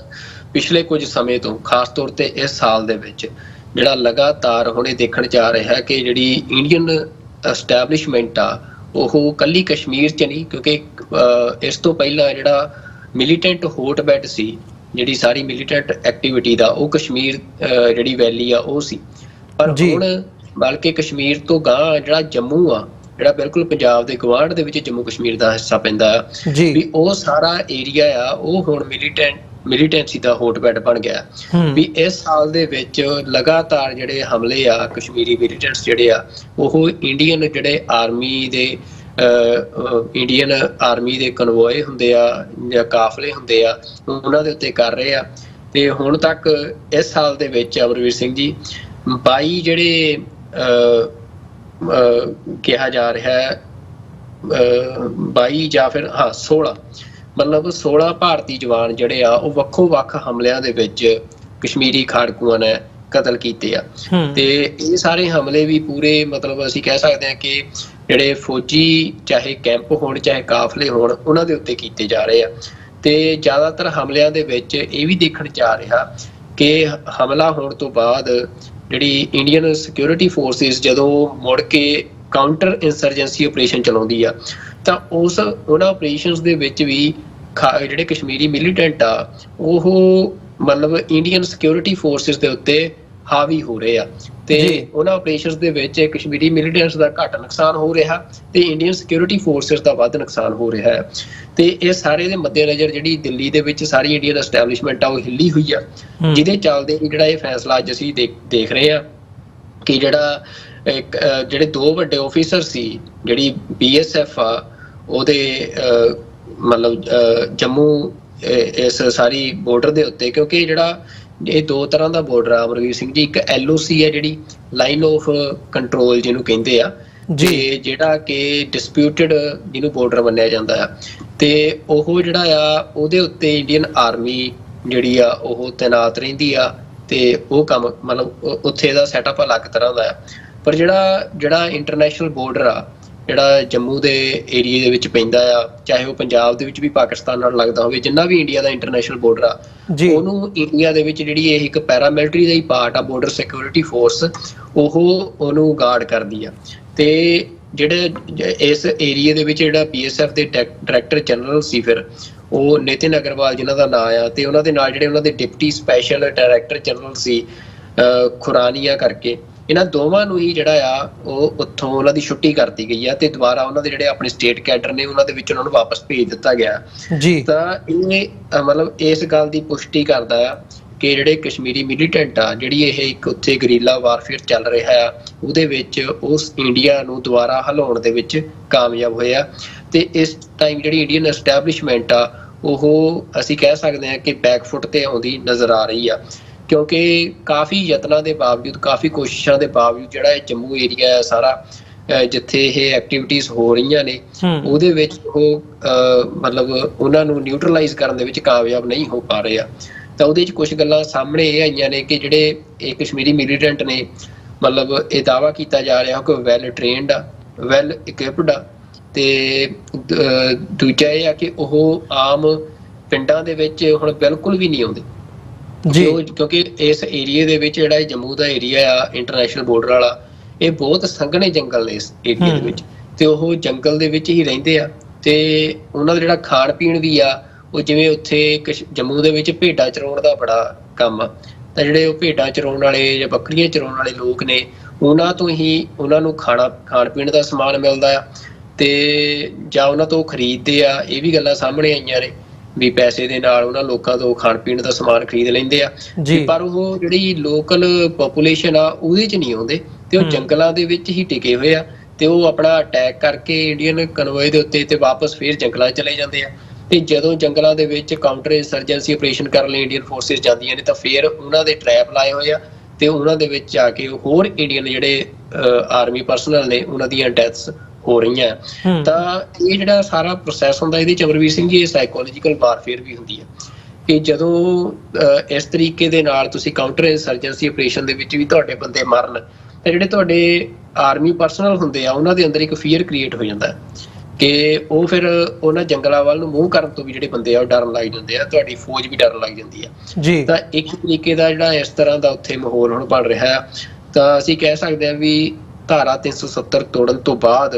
ਜਿਹੜਾ ਇਹ ਦਾਅਵਾ ਭਾਰਤ ਸਰਕਾਰ ਕਰ ਰਹੀ ਸੀ ਕਿ ਜੰਮੂ ਕਸ਼ਮੀਰ ਦੇ ਵਿੱਚ ਕਿ ਅਬ ਸਭ ਕੁਝ ਠੀਕ ਹੈ, ਤਾਂ ਉੱਥੇ ਕੁਝ ਵੀ ਠੀਕ ਨਹੀਂ ਹੈ। ਜਿਹੜੀ ਜੰਮੂ ਕਸ਼ਮੀਰ ਦੀ ਜਿਹੜੀ ਆਜ਼ਾਦੀ ਦੀ ਮੁਹਿੰਮ ਆ, ਜਿਹੜੀ ਕਸ਼ਮੀਰ ਦੇ ਆਜ਼ਾਦ ਰਾਜ ਦੀ ਜਿਹੜੀ ਮੁਹਿੰਮ ਆ, ਲਹਿਰ ਆ, ਉਹ ਅਸੀਂ ਕਹਿ ਸਕਦੇ ਹਾਂ ਕਿ ਪੋਲੀਟੀਕਲੀ ਤਾਂ ਉਹ ਉਵੇਂ ਹੀ ਐਕਟਿਵ ਆ ਕਿਉਂਕਿ ਪੋਲੀਟੀਕਲ ਲੀਡਰਸ਼ਿਪ ਜੇਲ੍ਹਾਂ 'ਚ ਬੰਦ ਆ, ਪਰ ਉਹ ਡਿਟਰਮਿੰਡ ਆ ਆਪਣੇ ਇਸ ਕੋਰਸ ਦੇ ਲਈ। ਦੂਜੇ ਪਾਸੇ ਜਿਹੜੇ ਉਹਨਾਂ ਦੇ ਮਿਲੀਟੈਂਟ ਨੇ ਉਹ ਜਿਹੜੀ ਉਹਨਾਂ ਦੀ ਹਥਿਆਰਬੰਦ ਸੰਘਰਸ਼ ਆ ਉਹਨੂੰ ਵੀ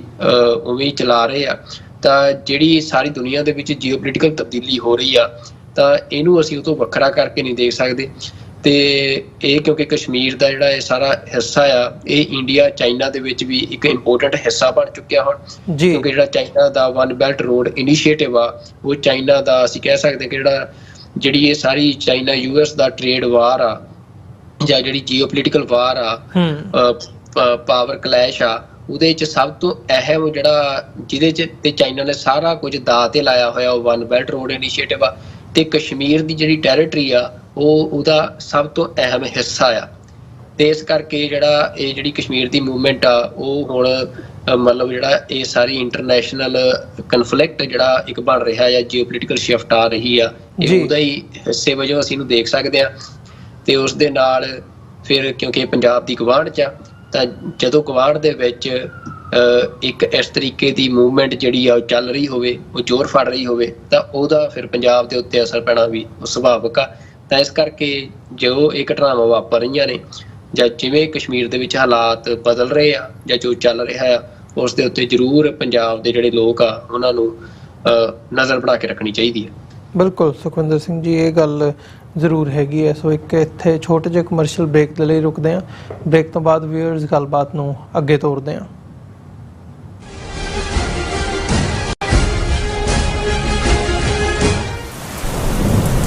ਯੂਨਾਈਟਿਡ ਸਿੱਖ ਸੰਸਥਾ ਨੇ ਦੱਖਣੀ ਅਮਰੀਕਾ ਵਿੱਚ ਬੇਰਲ ਤੂਫਾਨ ਦੇ ਪੀੜਤਾਂ ਲਈ ਤੁਰੰਤ ਮਦਦ ਮੁਹਿੰਮ ਸ਼ੁਰੂ ਕੀਤੀ ਹੈ। ਇਸ ਭਿਆਨਕ ਤੂਫਾਨ ਨੇ ਸੈਂਟ ਵਿੰਸੈਂਟ ਅਤੇ ਗ੍ਰੇਨੇਡੀਨਸ, ਗ੍ਰੇਨੇਡਾ, ਡੋਮਿਨਿਕਾ ਅਤੇ ਬਾਰਬਾਡੋਸ ਨੂੰ ਬਹੁਤ ਨੁਕਸਾਨ ਪਹੁੰਚਾਇਆ ਹੈ। ਯੂਨਾਈਟਿਡ ਸਿੱਖ ਦੀਆਂ ਟੀਮਸ ਲੋੜਵੰਦ ਲੋਕਾਂ ਲਈ ਜ਼ਰੂਰੀ ਸਮਾਨ ਅਤੇ ਖਾਣ-ਪੀਣ ਦੀਆਂ ਚੀਜ਼ਾਂ ਪਹੁੰਚਾ ਰਹੀਆਂ ਹਨ। ਤੁਹਾਡੇ ਸਹਿਯੋਗ ਦੀ ਲੋੜ ਹੈ। ਕਿਰਪਾ ਕਰਕੇ ਇਹ ਸਮਾਨ ਦਾਨ ਕਰੋ।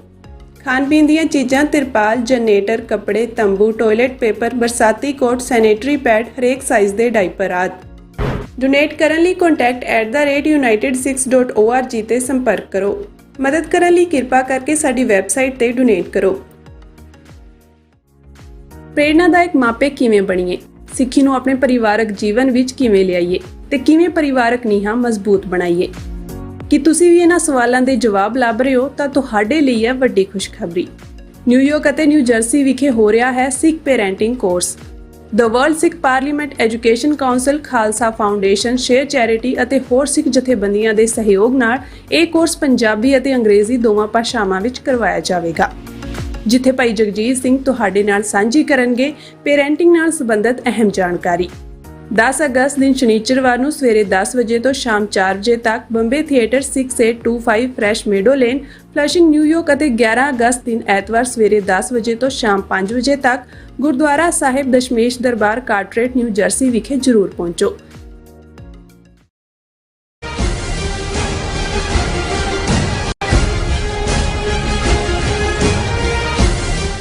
ਵਿਊਅਰਸ ਬ੍ਰੇਕ ਤੋਂ ਬਾਅਦ ਤੁਹਾਡਾ ਸਾਰਿਆਂ ਦਾ ਸਵਾਗਤ ਹੈ। ਗੱਲਬਾਤ ਨੂੰ ਅੱਗੇ ਤੋਰਦੇ ਹਾਂ। ਸੁਖਵਿੰਦਰ ਸਿੰਘ ਜੀ, ਹੁਣ ਗੱਲ ਕਰੀਏ ਅਸੀਂ ਅਮਰੀਕਾ ਦੀ ਜਿਹੜੀ ਪ੍ਰੈਜ਼ੀਡੈਂਸ਼ੀਅਲ ਇਲੈਕਸ਼ਨ ਹੈਗੀ ਹੈ ਉਹਦੇ ਵਿੱਚ ਆਫੀਸ਼ੀਅਲੀ ਹੁਣ ਜਿਹੜੇ ਕਮਲਾ ਹੈਰਿਸ ਨੇ ਉਹ ਜਿਹੜੇ ਨੇ ਰਿਪਬਲਿਕਨ ਕੈਂਡੀਡੇਟ ਡੋਨਲਡ ਟਰੰਪ ਦੇ ਸਾਹਮਣੇ ਆ ਕੇ ਖਲੋ ਗਏ ਆ ਤੇ ਉਹਨਾਂ ਨੂੰ ਹੁਣ ਆਫੀਸ਼ੀਅਲੀ ਜਿਹੜਾ ਹੈਗਾ ਉਹ ਡੈਮੋਕ੍ਰੈਟਿਕ ਪਾਰਟੀ ਦੇ ਉਮੀਦਵਾਰ ਬਣ ਗਏ ਆ ਪ੍ਰੈਜ਼ੀਡੈਂਸ਼ੀਅਲ ਇਲੈਕਸ਼ਨ ਦੇ ਲਈ। ਸੋ ਇਹ ਗੱਲ ਹੁਣ ਕਲੀਅਰ ਹੋ ਗਈ ਹੈ, ਆਫੀਸ਼ੀਅਲ ਹੋ ਗਈ ਹੈ ਕਿ ਨਵੰਬਰ ਦੇ ਵਿੱਚ ਜਿਹੜੀਆਂ ਹੁਣ ਵੋਟਾਂ ਪੈਣਗੀਆਂ ਪ੍ਰੈਜ਼ੀਡੈਂਟ ਦੇ ਲਈ, ਅਮਰੀਕਾ ਦੀ ਪ੍ਰਧਾਨਗੀ ਦੇ ਲਈ, ਉਸ ਦੇ ਵਿੱਚ ਡੋਨਲਡ ਟਰੰਪ ਦੇ ਸਾਹਮਣੇ ਕਮਲਾ ਹੈਰਿਸ ਹੋਣਗੇ। ਸੋ ਇਹਦੇ ਨਾਲ ਇਹਦੇ ਜਿਹੜੇ ਇੰਪੈਕਟ ਨੇ, ਅਸੀਂ ਜਿਵੇਂ ਪਹਿਲੇ ਸੈਗਮੈਂਟਸ ਦੇ ਵਿੱਚ ਵੀ ਜ਼ਿਕਰ ਕਰਕੇ ਹਟੇ ਹਾਂ, ਉਹ ਯੂਕਰੇਨ ਦੀ ਜੰਗ ਹੋਵੇ ਜਾਂ ਗਜ਼ਾ ਦੇ ਵਿੱਚ ਜੋ ਫਲਸਤੀਨ ਤੇ ਇਜ਼ਰਾਈਲ ਦੇ ਜਿਹੜੇ ਮਾਮਲਾਤ ਹੈਗੇ ਆ ਉਹਨਾਂ ਦੇ ਉੱਤੇ ਵੀ ਇਹਦਾ ਇੰਪੈਕਟ ਪੈਣਾ ਸੁਭਾਵਿਕ ਹੈ ਜਾਂ ਇਹ ਦੇਖਿਆ ਜਾ ਰਿਹਾ ਹੈ, ਐਨਾਲਾਈਜ਼ ਕੀਤਾ ਜਾ ਰਿਹਾ ਹੈ ਕਿ ਇਹ ਜਿਹੜੇ ਇਲੈਕਸ਼ਨ ਰਿਜ਼ਲਟਸ ਹੋਣਗੇ ਉਹ ਕਿਵੇਂ ਇੰਪੈਕਟ ਕਰਨਗੇ ਜਿਹੜੀ ਇਹ ਗਲੋਬਲੀ ਜੀਓਪੋਲੀਟੀਕਲ ਸਿਚੁਏਸ਼ਨ ਇਸ ਵਕਤ ਬਣੀ ਹੋਈ ਹੈ। ਸੋ ਸ਼ੁਰੂਆਤ ਕਰੀਏ ਪਹਿਲਾਂ ਤੇ ਇਸ ਜਿਹੜੀ ਇਹ ਆਫੀਸ਼ੀਅਲ ਨੋਮੀਨੀ ਬਣ ਗਏ ਆ ਕਮਲਾ ਹੈਰਿਸ, ਉਹਨਾਂ ਤੋਂ ਇਸ ਲਾਸਟ ਸੈਗਮੈਂਟ ਦੀ। ਬਿਲਕੁਲ ਅਮਰਵੀਰ ਸਿੰਘ ਜੀ, ਦੇਖੋ ਸਭ ਤੋਂ ਹੁਣ ਪਹਿਲੀ ਗੱਲ ਤਾਂ ਇਹ ਹੈ ਕਿ ਮਤਲਬ ਕਮਲਾ ਹੈਰਿਸ ਤੇ ਇਹ ਡਿਕਲੇਅਰ ਹੋਣ ਤੋਂ ਬਾਅਦ, ਅਫੀਸ਼ੀਅਲ ਨੋਮੀਨੀ ਬਣਨ ਤੋਂ ਬਾਅਦ ਡੈਮੋਕ੍ਰੈਟਸ ਦੇ ਵਿੱਚ ਵੀ ਜਾਨ ਪੈਂਦੀ ਨਜ਼ਰ ਆ ਰਹੀ ਆ, ਕਿਉਂਕਿ ਮਤਲਬ ਪਿਛਲੇ ਕੁਝ ਮਹੀਨਿਆਂ ਦੇ ਵਿੱਚ ਜਿਸ ਤਰੀਕੇ ਦੇ ਨਾਲ ਖਾਸ ਤੌਰ ਤੇ ਜਿਹੜੀ ਇੱਕ ਡਿਬੇਟ ਦੇ ਵਿੱਚ ਜੋ ਬਾਈਡਨ ਦਾ ਰਿਸਪੌਂਸ ਰਿਹਾ ਸੀ ਡੋਨਲਡ ਟਰੰਪ ਦੇ ਸਾਹਮਣੇ, ਤਾਂ ਉਸ ਤੋਂ ਬਾਅਦ ਇੱਕ ਇਹ ਮਤਲਬ ਨੈਰੇਟਿਵ ਐਸਟੈਬਲਿਸ਼ ਹੋ ਰਿਹਾ ਸੀ ਕਿ ਡੋਨਲਡ ਟਰੰਪ ਨੂੰ ਇਸ ਵਾਰ ਕੋਈ ਨਹੀਂ ਹਰਾ ਸਕਦਾ। ਤੇ ਡੈਮੋਕ੍ਰੈਟਸ ਦੀ ਬੋਡੀ ਲੈਂਗੁਏਜ ਜਿਹੜੀ ਆ ਉਹ ਵੀ ਕਾਫੀ ਢਿੱਲੀ ਨਜ਼ਰ ਆ ਰਹੀ ਸੀ। ਪਰ ਫਿਰ ਇੱਕੋ ਦਮ ਜਿਵੇਂ ਜੋ ਬਾਈਡਨ ਨੇ ਡਿਸੀਜਨ ਲਿਆ ਮਤਲਬ ਸਾਈਡ ਤੇ ਹੋਣ ਦਾ ਤੇ ਕਮਲਾ ਹੈਰਿਸ ਦੇ ਅੱਗੇ ਆਏ ਨੇ ਤੇ ਉਹਨਾਂ ਦਾ ਨਾਂ ਅੱਗੇ ਆਇਆ ਤੇ ਉਸ ਤੋਂ ਬਾਅਦ ਨੋਮੀਨੇਸ਼ਨ ਕਲੀਅਰ ਹੋਣ ਤੋਂ ਬਾਅਦ ਤਾਂ ਹੁਣ ਜਿਹੜੇ ਐਨਾਲਿਸਟ ਨੇ ਉਹ ਇਹ ਗੱਲ ਮੰਨ ਰਹੇ ਆ ਕਿ ਜਿਹੜੀ ਕੰਟੈਸਟ ਬਣ ਗਈ ਆ ਕਿ ਇਸ ਵਾਰ ਜਿਹੜਾ ਇਹ ਨਹੀਂ ਕਿ ਡੋਨਲਡ ਟਰੰਪ ਜਿਹੜੇ ਆ ਉਹਨਾਂ ਦੀ ਕਲੀਅਰ ਵਿਕਟਰੀ ਰਹਿ ਗਈ ਆ, ਵੀ ਹੁਣ ਜਿਹੜੇ ਡੈਮੋਕ੍ਰੈਟਸ ਆ ਕਮਲਾ ਹੈਰਿਸ ਦੇ ਪਿੱਛੇ ਯੂਨਾਈਟ ਹੁੰਦੇ ਨਜ਼ਰ ਆ ਰਹੇ ਆ ਤੇ ਜਿਹਦੇ ਚੱਲਦੇ ਆ ਮਤਲਬ ਉਹ ਪੂਰਾ ਜ਼ੋਰ ਲਾਉਣਗੇ ਤੇ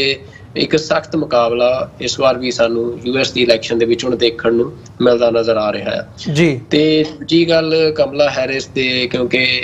ਇੰਡੀਆ ਦੇ ਨਾਲ ਸੰਬੰਧ ਦੀ ਆ ਜਾਂ ਤਾਂ ਸਭ ਤੋਂ ਪਹਿਲੀ ਗੱਲ ਤਾਂ ਇਹ ਆ ਕਿ ਜਿਹੜਾ ਕਮਲਾ ਹੈਰਿਸ ਦਾ ਜਿਹੜਾ ਸੰਬੰਧ ਆ ਉਹ ਬੇਸਿਕਲੀ ਆਈ ਥਿੰਕ, ਮੈਂ ਜੇ ਗਲਤ ਨਾ ਹੋਵਾਂ ਤਾਂ ਤੁਸੀਂ ਮੈਨੂੰ ਸ਼ਾਇਦ ਸਹੀ ਕਰ ਦਿਓ, ਕਿਉਂਕਿ ਪਰ ਮੇਰੀ ਜਾਣਕਾਰੀ ਮੁਤਾਬਕ ਉਹ ਤਾਮਿਲੀਅਨ ਜਿਹੜੀ ਉਹਨਾਂ ਦੀ ਲਾਈਨੇਜ ਆ ਉਹ ਤੋਂ ਆਉਂਦੇ ਨੇ ਕਿ ਉਹਨਾਂ ਦੀ ਜਿਹੜੀ ਫੈਮਿਲੀ ਆ ਉਹ ਤਾਮਿਲੀਅਨ ਲਾਈਨੇਜ ਤੋਂ ਆ। ਤਾਂ ਪਰ ਹੁਣ ਕਿਉਂਕਿ ਤਾਮਿਲ ਜਿਹੜਾ ਆ ਤਾਮਿਲ ਕਲਚਰ ਆ ਉਹਨੂੰ ਇੰਡੀਅਨ ਕਲਚਰ ਦੇ ਵਿੱਚ ਹੀ ਮਿਲਗੋਭਾ ਕਰ ਲਿਆ ਗਿਆ ਤਾਂ ਉਹਨੂੰ ਮੰਨ ਲਿਆ ਜਾਂਦਾ, ਪਰ ਉਹ ਤਾਮਿਲ ਕਲਚਰ ਤੋਂ ਆਉਂਦੇ ਆ ਤੇ ਮਤਲਬ ਇਹ ਕਿਹਾ ਜਾ ਰਿਹਾ ਕਿ ਮਤਲਬ ਇਹ ਦਾਅਵਾ ਕੀਤਾ ਜਾ ਰਿਹਾ ਜਿਵੇਂ ਇੰਡੀਅਨ ਮੀਡੀਆ ਜਿਹੜਾ ਪੱਬਾਂ ਭਾਰ ਹੋ ਕੇ ਉਹਨਾਂ ਦਾ ਜਿਹੜਾ ਐਂਸੈਸਟਰਲ ਵਿਲੇਜ ਆ ਉਹਦੇ ਵਿੱਚ ਜਦੋਂ ਇਹ ਨੋਮੀਨੇਸ਼ਨ ਦੀ ਗੱਲ ਹੋਈ ਆ ਤਾਂ ਸਾਰਾ ਮੀਡੀਆ ਉੱਥੇ ਪਹੁੰਚਿਆ ਉਹ ਦਿਖਾਉਣ ਦੇ ਲਈ ਕਿ ਦੇਖੋ ਇੰਡੀਆ ਦੇ ਨਾਲ ਸੰਬੰਧ ਆ ਜਾਂ ਇਹ ਆ ਉਹ ਆ ਜੀ। ਪਰ ਅਮਰਜੀਤ ਸਿੰਘ ਜੀ ਜਿਹੜਾ ਹੁਣ ਤੱਕ ਦਾ ਟਰੈਕ ਰਿਕਾਰਡ ਆ ਤਾਂ ਇੰਡੀਆ ਦੇ ਵਿੱਚ ਕੋਈ ਇੰਡੀਆ ਦੀ ਜਿਹੜੀ ਸਟੇਟ ਐਸਟੈਬਲਿਸ਼ਮੈਂਟ ਆ ਉਹ ਕਮਲਾ ਹੈਰਿਸ ਨੂੰ ਕੋਈ ਬਹੁਤਾ ਚੰਗਾ ਨਹੀਂ ਸਮਝਦੀ ਇੰਡੀਆ ਦੇ ਇੰਟਰਸਟ ਦੇ ਵਾਸਤੇ, ਕਿਉਂਕਿ ਜਿਹੜੀਆਂ ਕਮਲਾ ਹੈਰਿਸ ਦੇ ਸਟੈਂਡਸ ਜਾਂ ਸਟੇਟਮੈਂਟਸ ਆ ਉਹ ਡੈਮੋਕ੍ਰੈਟਿਕ ਵੈਲਿਊਜ਼ ਦੇ ਉੱਤੇ ਜਿਹੜਾ ਆ ਤੇ ਇੰਡੀਆ ਦੇ ਵਿੱਚ ਜਿਹੜਾ ਟੋਟਲੀ ਅਨਡੈਮੋਕ੍ਰੈਟਿਕ ਨੇਚਰ ਇੰਡੀਅਨ ਪੋਲਿਟਿਕਸ ਦਾ ਹੈਗਾ ਤਾਂ ਉਹਦੇ ਨਾਲ ਉਹ ਹਮੇਸ਼ਾ ਕਲੈਸ਼ ਰਹੇ ਆ ਤੇ ਜਿਹਦੇ ਚੱਲਦੇ ਆ ਮਤਲਬ ਇੰਡੀਆ ਦੇ ਵਿੱਚ ਜਿਹੜੀ ਐਸਟੈਬਲਿਸ਼ਮੈਂਟ ਆ ਉਹ ਕਮਲਾ ਹੈਰਿਸ ਨੂੰ ਕੋਈ ਜ਼ਿਆਦਾ ਪਸੰਦ ਨਹੀਂ ਕਰਦੀ ਆ। ਤੇ ਪਰ ਇਹ ਗੱਲ ਕੁਛ ਜਿਹੜੇ ਹੁਣ ਕਿਉਂਕਿ ਰਾਈਟਰਸ ਨੇ ਇੰਡੀਅਨ ਨਿਊਜ਼ਪੇਪਰਸ ਦੇ ਵਿੱਚ ਜਾਂ ਇੰਡੀਆ ਦੇ ਡਿਪਲੋਮੈਟਸ ਨੇ ਜੋ ਲਿਖਦੇ ਆ ਉਹਨਾਂ ਦੇ ਵੱਲੋਂ ਇਹ ਹੁਣ ਪ੍ਰਭਾਵ ਸਿਰਜਣ ਦੀ ਕੋਸ਼ਿਸ਼ ਕੀਤੀ ਜਾ ਰਹੀ ਹੈ ਕਿ ਉਹ ਕੋਈ ਇਸ ਲਈ ਨਹੀਂ ਕਿ ਉਹ ਬਹੁਤ ਜ਼ਿਆਦਾ ਖੁਸ਼ ਨੇ, ਪਰ ਉਹ ਇਹ ਸਮਝ ਰਹੇ ਆ ਕਿ ਜਿਹੜਾ ਜੋ ਬਾਈਡਨ ਐਡਮਿਨਿਸਟ੍ਰੇਸ਼ਨ ਆ ਜਿਹੜਾ ਇਸ ਵਾਰ ਦਾ ਸੀ ਉਹਦੇ ਵਿੱਚ ਜਿਹੜੇ ਇੰਡੀਆ ਤੇ ਯੂਐਸ ਦੇ ਰਿਲੇਸ਼ਨਸ ਆ ਬਹੁਤ ਜ਼ਿਆਦਾ ਨੀਵੇਂ ਪੱਧਰ ਤੇ ਚਲੇ ਗਿਆ ਜੀ, ਉਹ ਕੋਈ ਸਾਜ਼ਗਾਰ ਰਿਲੇਸ਼ਨ ਨਹੀਂ ਰਹੇ ਆ। ਤਾਂ ਹੁਣ ਉਹ ਇੱਕ ਆਸ ਪ੍ਰਗਟ ਕਰ ਰਹੇ ਆ ਆਪਣੀਆਂ ਲਿਖਤਾਂ ਦੇ ਵਿੱਚ ਕਿ ਸ਼ਾਇਦ ਕਮਲਾ ਹੈਰਿਸ ਦੇ ਆਉਣ ਤੋਂ ਬਾਅਦ ਜਿਹੜੇ ਰਿਲੇਸ਼ਨ ਆ ਉਹ ਮੁੜ ਕੇ ਮਤਲਬ ਸਾਜ਼ਗਾਰ ਹੋਣਗੇ ਜਾਂ ਸਾਜ਼ਗਾਰ ਹੋਣ ਵੱਲ ਵਧਣਗੇ, ਪਰ ਉਹ ਵਧਣਗੇ ਜਾਂ ਨਹੀਂ, ਕਮਲਾ ਹੈਰਿਸ ਦਾ ਸਟਾਂਸ ਕੀ ਰਹਿੰਦਾ ਆ ਇੰਡੀਆ ਦੇ ਅਨਡੈਮੋਕ੍ਰੈਟਿਕ ਬਿਹੇਵੀਅਰ ਬਾਰੇ, ਤਾਂ ਉਹ ਮਤਲਬ ਜ਼ਿਆਦਾ ਚੀਜ਼ਾਂ ਨੂੰ ਉਹਨਾਂ ਦੀ ਜਿੱਤ ਤੋਂ ਬਾਅਦ ਸਪਸ਼ਟ ਕਰਨਗੇ। ਪਰ ਇਹ ਗੱਲ ਸਪਸ਼ਟ ਆ ਵੀ ਇੰਡੀਆ ਹੁਣ ਤੱਕ ਦੀ ਜਿਹੜੀ ਸਟੇਟ ਐਡਮਿਨਿਸਟ੍ਰੇਸ਼ਨ ਆ ਉਹਦੀ ਅਪਰੋਚ ਕਮਲਾ ਹੈਰਿਸ ਬਾਰੇ ਕੋਈ ਜ਼ਿਆਦਾ ਪੋਜ਼ਿਟਿਵ ਨਹੀਂ ਆ। ਜੇ ਆਪਾਂ ਮਤਲਬ ਡੋਨਲਡ ਟਰੰਪ ਦੇ ਨਾਲ ਵੀ ਕੰਪੇਅਰ ਕਰੀਏ ਕਮਲਾ ਹੈਰਿਸ ਤੇ ਡੋਨਲਡ ਟਰੰਪ ਦੋਵਾਂ ਚੋਂ, ਤਾਂ ਜ਼ਿਆਦਾ ਉਹ ਡੋਨਲਡ ਟਰੰਪ ਨੂੰ ਜ਼ਿਆਦਾ ਲਾਈਕ ਕਰਨਗੇ ਮਤਲਬ ਅੱਜ ਦੇ ਟਾਈਮ ਤੱਕ, ਹਾਲੇ ਤੱਕ। ਪਰ ਹੁਣ ਇਹ ਆ ਕਿ ਕਮਲਾ ਹੈਰਿਸ ਉਹ ਅਪਰੋਚ ਕਿਵੇਂ ਦੀ ਲੈਂਦੇ ਆ। ਤੇ ਦੂਜੀ ਗੱਲ ਇਹ ਆ ਵੀ ਜਿਹੜਾ ਸਿੱਖ ਕੇਸ ਆ, ਜਦੋਂ ਸਿੱਖਾਂ ਨੇ ਇਸ ਮਾਮਲੇ ਨੂੰ ਦੇਖਣਾ ਆ ਜੀ, ਤਾਂ ਕਮਲਾ ਹੈਰਿਸ ਦੀ ਅਪਰੋਚ ਜਿਹੜਾ ਸਿੱਖ ਪੋਲੀਟੀਕਲ ਕੇਸ ਆ ਆਪਣੀ ਸੋਵਰੈਨਿਟੀ ਦਾ, ਉਹਦੇ ਬਾਰੇ ਕਿਵੇਂ, ਕਿਉਂਕਿ ਹਮੇਸ਼ਾ ਇਹ ਪ੍ਰੋਬਲਮ ਰਹੀ ਆ ਬਹੁਤ ਆਗੂਆਂ ਦੀ ਜਾਂ ਬੰਦਿਆਂ ਦੀ ਕਿ ਉਹ ਕਿਉਂਕਿ ਇੱਕ ਤਾਂ ਉਹਨਾਂ ਦੀ ਫੈਮਿਲੀ ਬੈਕਗਰਾਊਂਡ ਓਵਰਆਲ ਜਿਹੜਾ ਇੰਡੀਆ ਦਾ ਅਸੀਂ ਕਹਿ ਸਕਦੇ ਹਾਂ ਕਿ ਮਤਲਬ ਅੱਜ ਜਿਓਗ੍ਰਾਫੀਕਲ ਸਟਰਕਚਰ ਹੈਗਾ ਆ ਉਹਦੇ ਨਾਲ ਬਣਦੀ ਆ। ਤੇ ਦੂਜਾ ਇਹ ਆ ਵੀ ਡੈਮੋਕ੍ਰੈਟਿਕ ਲੀਡਰਸ ਕਈ ਵਾਰ ਇਹ ਵੀ ਪ੍ਰਭਾਵ ਦੇ ਵਿੱਚ ਚਲੇ ਜਾਂਦੇ ਆ ਵੀ ਉਹ ਸਿੱਖ ਜਿਹੜੀ ਪੋਲੀਟੀਕਲ ਕੇਸ ਆ ਉਹਨੂੰ ਕੰਸੀਡਰ ਕਰਨ ਲੱਗ ਜਾਂਦੇ ਆ ਵੀ ਜਿਵੇਂ ਰਿਲੀਜੀਅਸ ਫੰਡਾਮੈਂਟਲਿਸਟ ਕੋਈ ਪੋਲੀਟੀਕਲ ਆਈਡੀਓਲੋਜੀ ਹੁੰਦੀ ਆ। ਤੇ ਉਹ ਮਤਲਬ ਜ਼ਰੂਰ ਇਹਦੇ ਬਾਰੇ ਸਪਸ਼ਟਤਾ ਹਜੇ ਨਹੀਂ ਕਿ ਕਮਲਾ ਹੈਰਿਸ ਜਿਹੜੇ ਆ ਉਹਨਾਂ ਦੀ ਪਹੁੰਚ ਸਿੱਖ ਜਿਹੜੀ ਸਾਰੀ ਸਟਰਗਲ ਆ ਪੰਜਾਬ ਦੀ ਫਰੀਡਮ ਦੀ ਸਿੱਖਾਂ ਨੇ ਜਿਵੇਂ ਉਹ ਲੜੀ ਆ, ਤੇ ਉਹਦੇ ਵਿੱਚ ਜਿਹੜਾ ਹਿਊਮਨ ਰਾਈਟਸ ਦਾ ਪਰਸਪੈਕਟਿਵ ਆ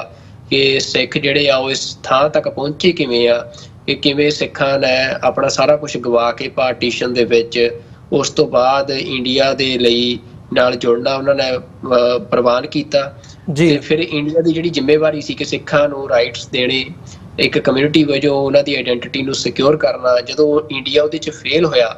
ਤਾਂ ਐਸ ਪਰ ਜਿਹੜਾ ਯੂਨਾਈਟਿਡ ਨੇਸ਼ਨ ਦਾ ਜਿਹੜਾ ਸਾਰਾ ਜਿਹੜੀ ਯੂਨਾਈਟਿਡ ਨੇਸ਼ਨ ਦੀ ਡੈਕਲੇਰੇਸ਼ਨ ਆ ਉਹਦੇ ਆਰਟੀਕਲਸ ਨੇ, ਤਾਂ ਉਹਦੇ ਮੁਤਾਬਕ ਜਿਹਦੇ 'ਚ ਕਿਹਾ ਗਿਆ ਕਿ ਜਦੋਂ ਕੋਈ ਕੰਟਰੀ ਜਿਹੜੀ ਆ ਕਿਸੇ ਪਰਟੀਕੂਲਰ ਨੇਸ਼ਨ ਦਾ ਜੈਨੋਸਾਈਡ ਤੱਕ ਕਰਦੇ, ਫਿਰ ਉਸ ਨੇਸ਼ਨ ਦਾ ਇਹ ਰਾਈਟ ਆ ਕਿ ਫਿਰ ਉਹ ਆਪਣੀ ਸੈਲਫ ਡਿਟਰਮੀਨੇਸ਼ਨ ਦੀ ਅਪਰੋਚ ਲਵੇ ਜੀ। ਤੇ ਉਹ ਸਾਰਾ ਪ੍ਰੋਸੈਸ ਸਿੱਖਾਂ ਨੇ ਜਿਵੇਂ ਸਿੱਖਾਂ ਦੇ ਨਾਲ ਉਹ ਸਾਰਾ ਕੁਝ ਬੀਤਿਆ। ਤੇ ਜੇ ਕਮਲਾ ਹੈਰਿਸ ਉਹ ਸਾਰੀ ਗੱਲ ਨੂੰ ਸਮਝਦੇ ਆ ਤੇ ਜਿਹੜਾ ਸਿੱਖ ਕੇਸ ਆ ਉਹਨੂੰ ਉਸ ਨੁਕਤਾ ਨਿਗਾਹ ਤੋਂ ਦੇਖਣਗੇ ਤੇ ਜੋ ਇੰਡੀਅਨ ਰਜੀਮ ਆ ਜਿਵੇਂ ਦਾ ਉਹਦਾ ਅਨਡੈਮੋਕ੍ਰੈਟਿਕ ਬਿਹੇਵੀਅਰ ਆ ਉਸ ਨਜ਼ਰ ਤੋਂ ਦੇਖ ਕੇ ਅਪਰੋਚ ਲੈਣਗੇ, ਤਾਂ ਮੈਨੂੰ ਲੱਗਦਾ ਕਿ ਉਹਨਾਂ ਦੀ ਅਪਰੋਚ ਫਿਰ ਇੰਡੀਆ ਨੂੰ ਕਦੇ ਵੀ ਪਸੰਦ ਨਹੀਂ ਹੋਣੀ। ਪਰ ਫਿਲਹਾਲ ਇਹ ਜ਼ਰੂਰ ਆ ਕਿ ਜਿਹੜੀ US ਦੀ ਐਡਮਿਨਿਸਟ੍ਰੇਸ਼ਨ ਆ ਓਵਰਆਲ ਉਹ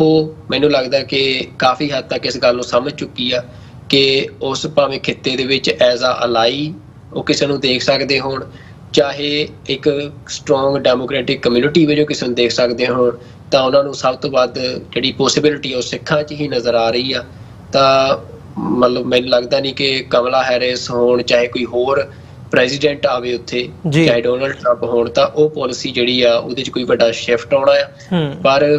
ਫਿਰ ਵੀ ਜੇ ਇੰਡੀਅਨ ਐਡਮਿਨਿਸਟ੍ਰੇਸ਼ਨ ਦੇ ਪੱਖ ਤੋਂ ਦੇਖਣਾ ਹੋਵੇ ਤਾਂ ਮੈਨੂੰ ਇਹ ਲੱਗਦਾ ਕਿ ਉਹ ਕਮਲਾ ਹੈਰਿਸ ਨੂੰ ਕੋਈ ਬਹੁਤਾ ਪਸੰਦ ਨਹੀਂ ਕਰਦੇ, ਭਾਵੇਂ ਉਹਨਾਂ ਦੀ ਉੱਥੋਂ ਦੀ ਬੈਕਗਰਾਊਂਡ ਜ਼ਰੂਰ ਹੈਗੀ ਆ। ਓਵਰਆਲ ਇਨ ਦਾ ਐਂਡ ਇਹੀ ਆ ਕਿ ਇਹ ਜਿਹੜੀ ਇਲੈਕਸ਼ਨ ਆ ਉਹ ਜ਼ਰੂਰ ਇੰਟਰਸਟਿੰਗ ਬਣ ਗਈ ਆ। ਜੀ ਬਿਲਕੁਲ, ਨਹੀਂ ਇਹ ਦੇਖਣ ਵਾਲੀ ਗੱਲ ਹੋਵੇਗੀ ਤੇ ਆਉਣ ਵਾਲੇ ਸਮੇਂ ਦੇ ਵਿੱਚ ਜਿਵੇਂ ਜਿਵੇਂ ਡਿਵੈਲਪਮੈਂਟਸ ਹੋਰ ਤੇਜ਼ੀ ਦੇ ਨਾਲ ਬਦਲਣਗੀਆਂ, ਅਸੀਂ ਸਾਡੇ ਦਰਸ਼ਕਾਂ ਦੇ ਨਾਲ ਇਹਦੇ ਤੇ ਸਾਂਝ ਵੀ ਪਾਉਂਦੇ ਰਹਾਂਗੇ ਤੇ ਹੋਰ ਜਿਹੜੇ ਸਾਡੇ ਪੋਲੀਟੀਕਲ ਐਨਾਲਿਸਟ ਹੈਗੇ ਨੇ ਖਾਸ ਤੌਰ ਤੇ ਸਿੱਖ ਪਰਸਪੈਕਟਿਵ ਤੋਂ ਅਸੀਂ ਸਾਡੇ ਦ ਫਾਲਟ ਲਾਈਨਸ ਪ੍ਰੋਗਰਾਮ ਦੇ ਵਿੱਚ ਜਾਂ ਹੋਰ ਸ਼ੋਜ਼ ਦੇ ਵਿੱਚ ਉਹਨਾਂ ਨਾਲ ਵੀ ਜਿਹੜੀ ਆ ਵਿਚਾਰ ਚਰਚਾ ਕਰਾਂਗੇ ਇਸ ਦੇ ਉੱਤੇ ਆਉਣ ਵਾਲੇ ਸਮੇਂ ਦੇ ਵਿੱਚ। ਤੇ ਸੁਖਵਿੰਦਰ ਸਿੰਘ ਜੀ, ਇਸ ਦੇ ਨਾਲ ਜਿੱਥੇ ਅਸੀਂ ਇਹ ਡਿਬੇਟ ਇਸ ਵਕਤ ਹੁਣ ਚੱਲੂਗੀ ਆਉਣ ਵਾਲੇ ਸਮੇਂ ਦੇ ਲਈ, ਅਸੀਂ ਇਹਨੂੰ ਸਾਡੇ ਪਰਸਪੈਕਟਿਵ ਤੋਂ ਦੇਖਣ ਦੀ ਜਾਂ ਘੋਖਣ ਦੀ ਕੋਸ਼ਿਸ਼ ਕਰਾਂਗੇ। ਸੋ ਸਿੱਖ ਪਰਸਪੈਕਟਿਵ ਤੋਂ ਤੇ ਮਤਲਬ ਇਸ ਵਕਤ ਜਿਹੜਾ ਗੁਰਪਤਵੰਤ ਸਿੰਘ ਪੰਨੂ ਮਰਡਰ ਪਲਾਟ ਸੀਗਾ ਜਾਂ ਹੈਗਾ ਆ, ਉਹਦੀ ਜਿਹੜੀ ਇੰਡਾਈਟਮੈਂਟ ਹੋਈ ਹੈ, ਇਹ ਮਾਮਲਾ ਇਸ ਵਕਤ ਜਿਹੜਾ ਆ ਉਹ ਜਿਉਂਦਾ ਤਿਉਂ ਖੜਾ ਹੋਇਆ ਤੇ ਅਮਰੀਕਾ ਇਹਨੂੰ ਸਟਿਕ ਦੇ ਤੌਰ ਦੇ ਉੱਤੇ ਵਰਤ ਰਿਹਾ, ਭਾਰਤ ਦੇ ਅਗੇਂਸਟ ਵੀ ਡੰਡਾ ਹੱਥ ਦੇ ਵਿੱਚ ਫੜਿਆ ਹੋਇਆ ਤੇ ਹੁਣ ਉਹਨੂੰ ਭਾਰਤ ਨੂੰ ਇਨਲਾਈਨ ਕਰਨ ਦੀ ਜਿਹੜੀ ਨੀਤੀ ਹੈਗੀ ਹੈ ਉਹ ਅਮਰੀਕਾ ਦੀ ਇਸ ਵਕਤ ਨਜ਼ਰ ਆ ਰਹੀ ਹੈ। ਈਵਨ ਅੱਜ ਜਦੋਂ ਅਸੀਂ ਗੱਲ ਕਰ ਰਹੇ ਹਾਂ ਹੁਣ ਦੁਬਾਰਾ ਫਿਰ ਮੀਡੀਆ ਦੇ ਵਿੱਚ ਖਬਰਾਂ ਲੱਗਣੀਆਂ ਸ਼ੁਰੂ ਹੋਈਆਂ ਨੇ, ਖਬਰਾਂ ਲੱਗ ਰਹੀਆਂ ਨੇ ਇਸ ਵਕਤ ਕਿ ਅਮਰੀਕਾ ਦਾ ਜਿਹੜਾ ਸਟੇਟ ਡਿਪਾਰਟਮੈਂਟ ਹੈ ਉਹਦੇ ਵੱਲੋਂ ਦੁਬਾਰਾ ਇਹ ਗੱਲ ਕਹੀ ਗਈ ਹੈ ਹੁਣ ਕਿ ਜੀ ਠੀਕ ਹੈ, ਭਾਰਤ ਦੇ ਵਿੱਚ ਜੋ ਇਸ ਵਕਤ ਹੋ ਰਿਹਾ ਆ ਸਾਡੀ ਉਹਦੇ ਤੇ ਨਜ਼ਰ ਵੀ ਹੈ ਤੇ ਅਸੀਂ ਐਕਸਪੈਕਟ ਕਰਦੇ ਹਾਂ ਕਿ ਭਾਰਤ ਜਿਹੜਾ ਆ ਉਹ ਇਸ ਮਾਮਲੇ ਦੇ ਵਿੱਚ ਡਿਲੀਵਰ ਕਰੇ। ਸੋ ਦੁਬਾਰਾ ਇਸ ਗੱਲ ਦਾ ਆਉਣਾ ਮਾਇਨੇ ਰੱਖਦਾ ਆ ਤੇ ਅਮਰੀਕਾ ਦੀ ਜਿਹੜੀ ਲੋੜ ਹੈ ਭਾਰਤ ਦੇ ਪ੍ਰਤੀ ਉਹ ਵੀ ਜਿਉਂਦੀ ਤਿਉਂ ਖੜੀ ਹੈ। ਸੋ ਇਹਨੂੰ ਕਿਵੇਂ ਦੇਖਿਆ ਜਾਵੇ ਕਿ ਜਿਹੜਾ ਇਹ ਕੇਸ ਹੈ, ਸਿੱਖ ਕੇਸ ਹੈ, ਉਹਨੂੰ ਅਮਰੀਕਾ ਕਿਵੇਂ ਲੈ ਰਿਹਾ? ਬਿਲਕੁਲ ਅਮਰਵੀਰ ਸਿੰਘ ਜੀ, ਮੈਂ ਤੁਹਾਨੂੰ ਦੱਸਿਆ ਕਿ ਜਿਵੇਂ ਮੈਂ ਪਹਿਲਾਂ ਵੀ ਗੱਲ ਕੀਤੀ ਹੈ ਕਿ ਪ੍ਰੈਜ਼ੀਡੈਂਟ ਕੋਈ ਵੀ ਬਣ ਜੇ ਤਾਂ ਜਿਹੜੀ US ਦੀ ਪਾਲਿਸੀ ਆ ਉਸ ਖਿੱਤੇ ਦੇ ਵਿੱਚ ਮਤਲਬ ਉਹਦੇ 'ਚ ਜਿਹੜਾ ਰਿਲਾਇਬਲ ਪਾਰਟਨਰ ਆ ਜੋ ਲੱਭ ਰਿਹਾ ਹੈ US, ਤਾਂ ਮੀਨਵਾਈਲ ਸਿੱਖਾਂ ਤੋਂ ਵੱਧ ਰਿਲਾਇਬਲ US ਦੇ ਲਈ ਕੋਈ ਵੀ ਉੱਥੇ ਪਾਰਟਨਰ ਨਹੀਂ ਆ। ਤੇ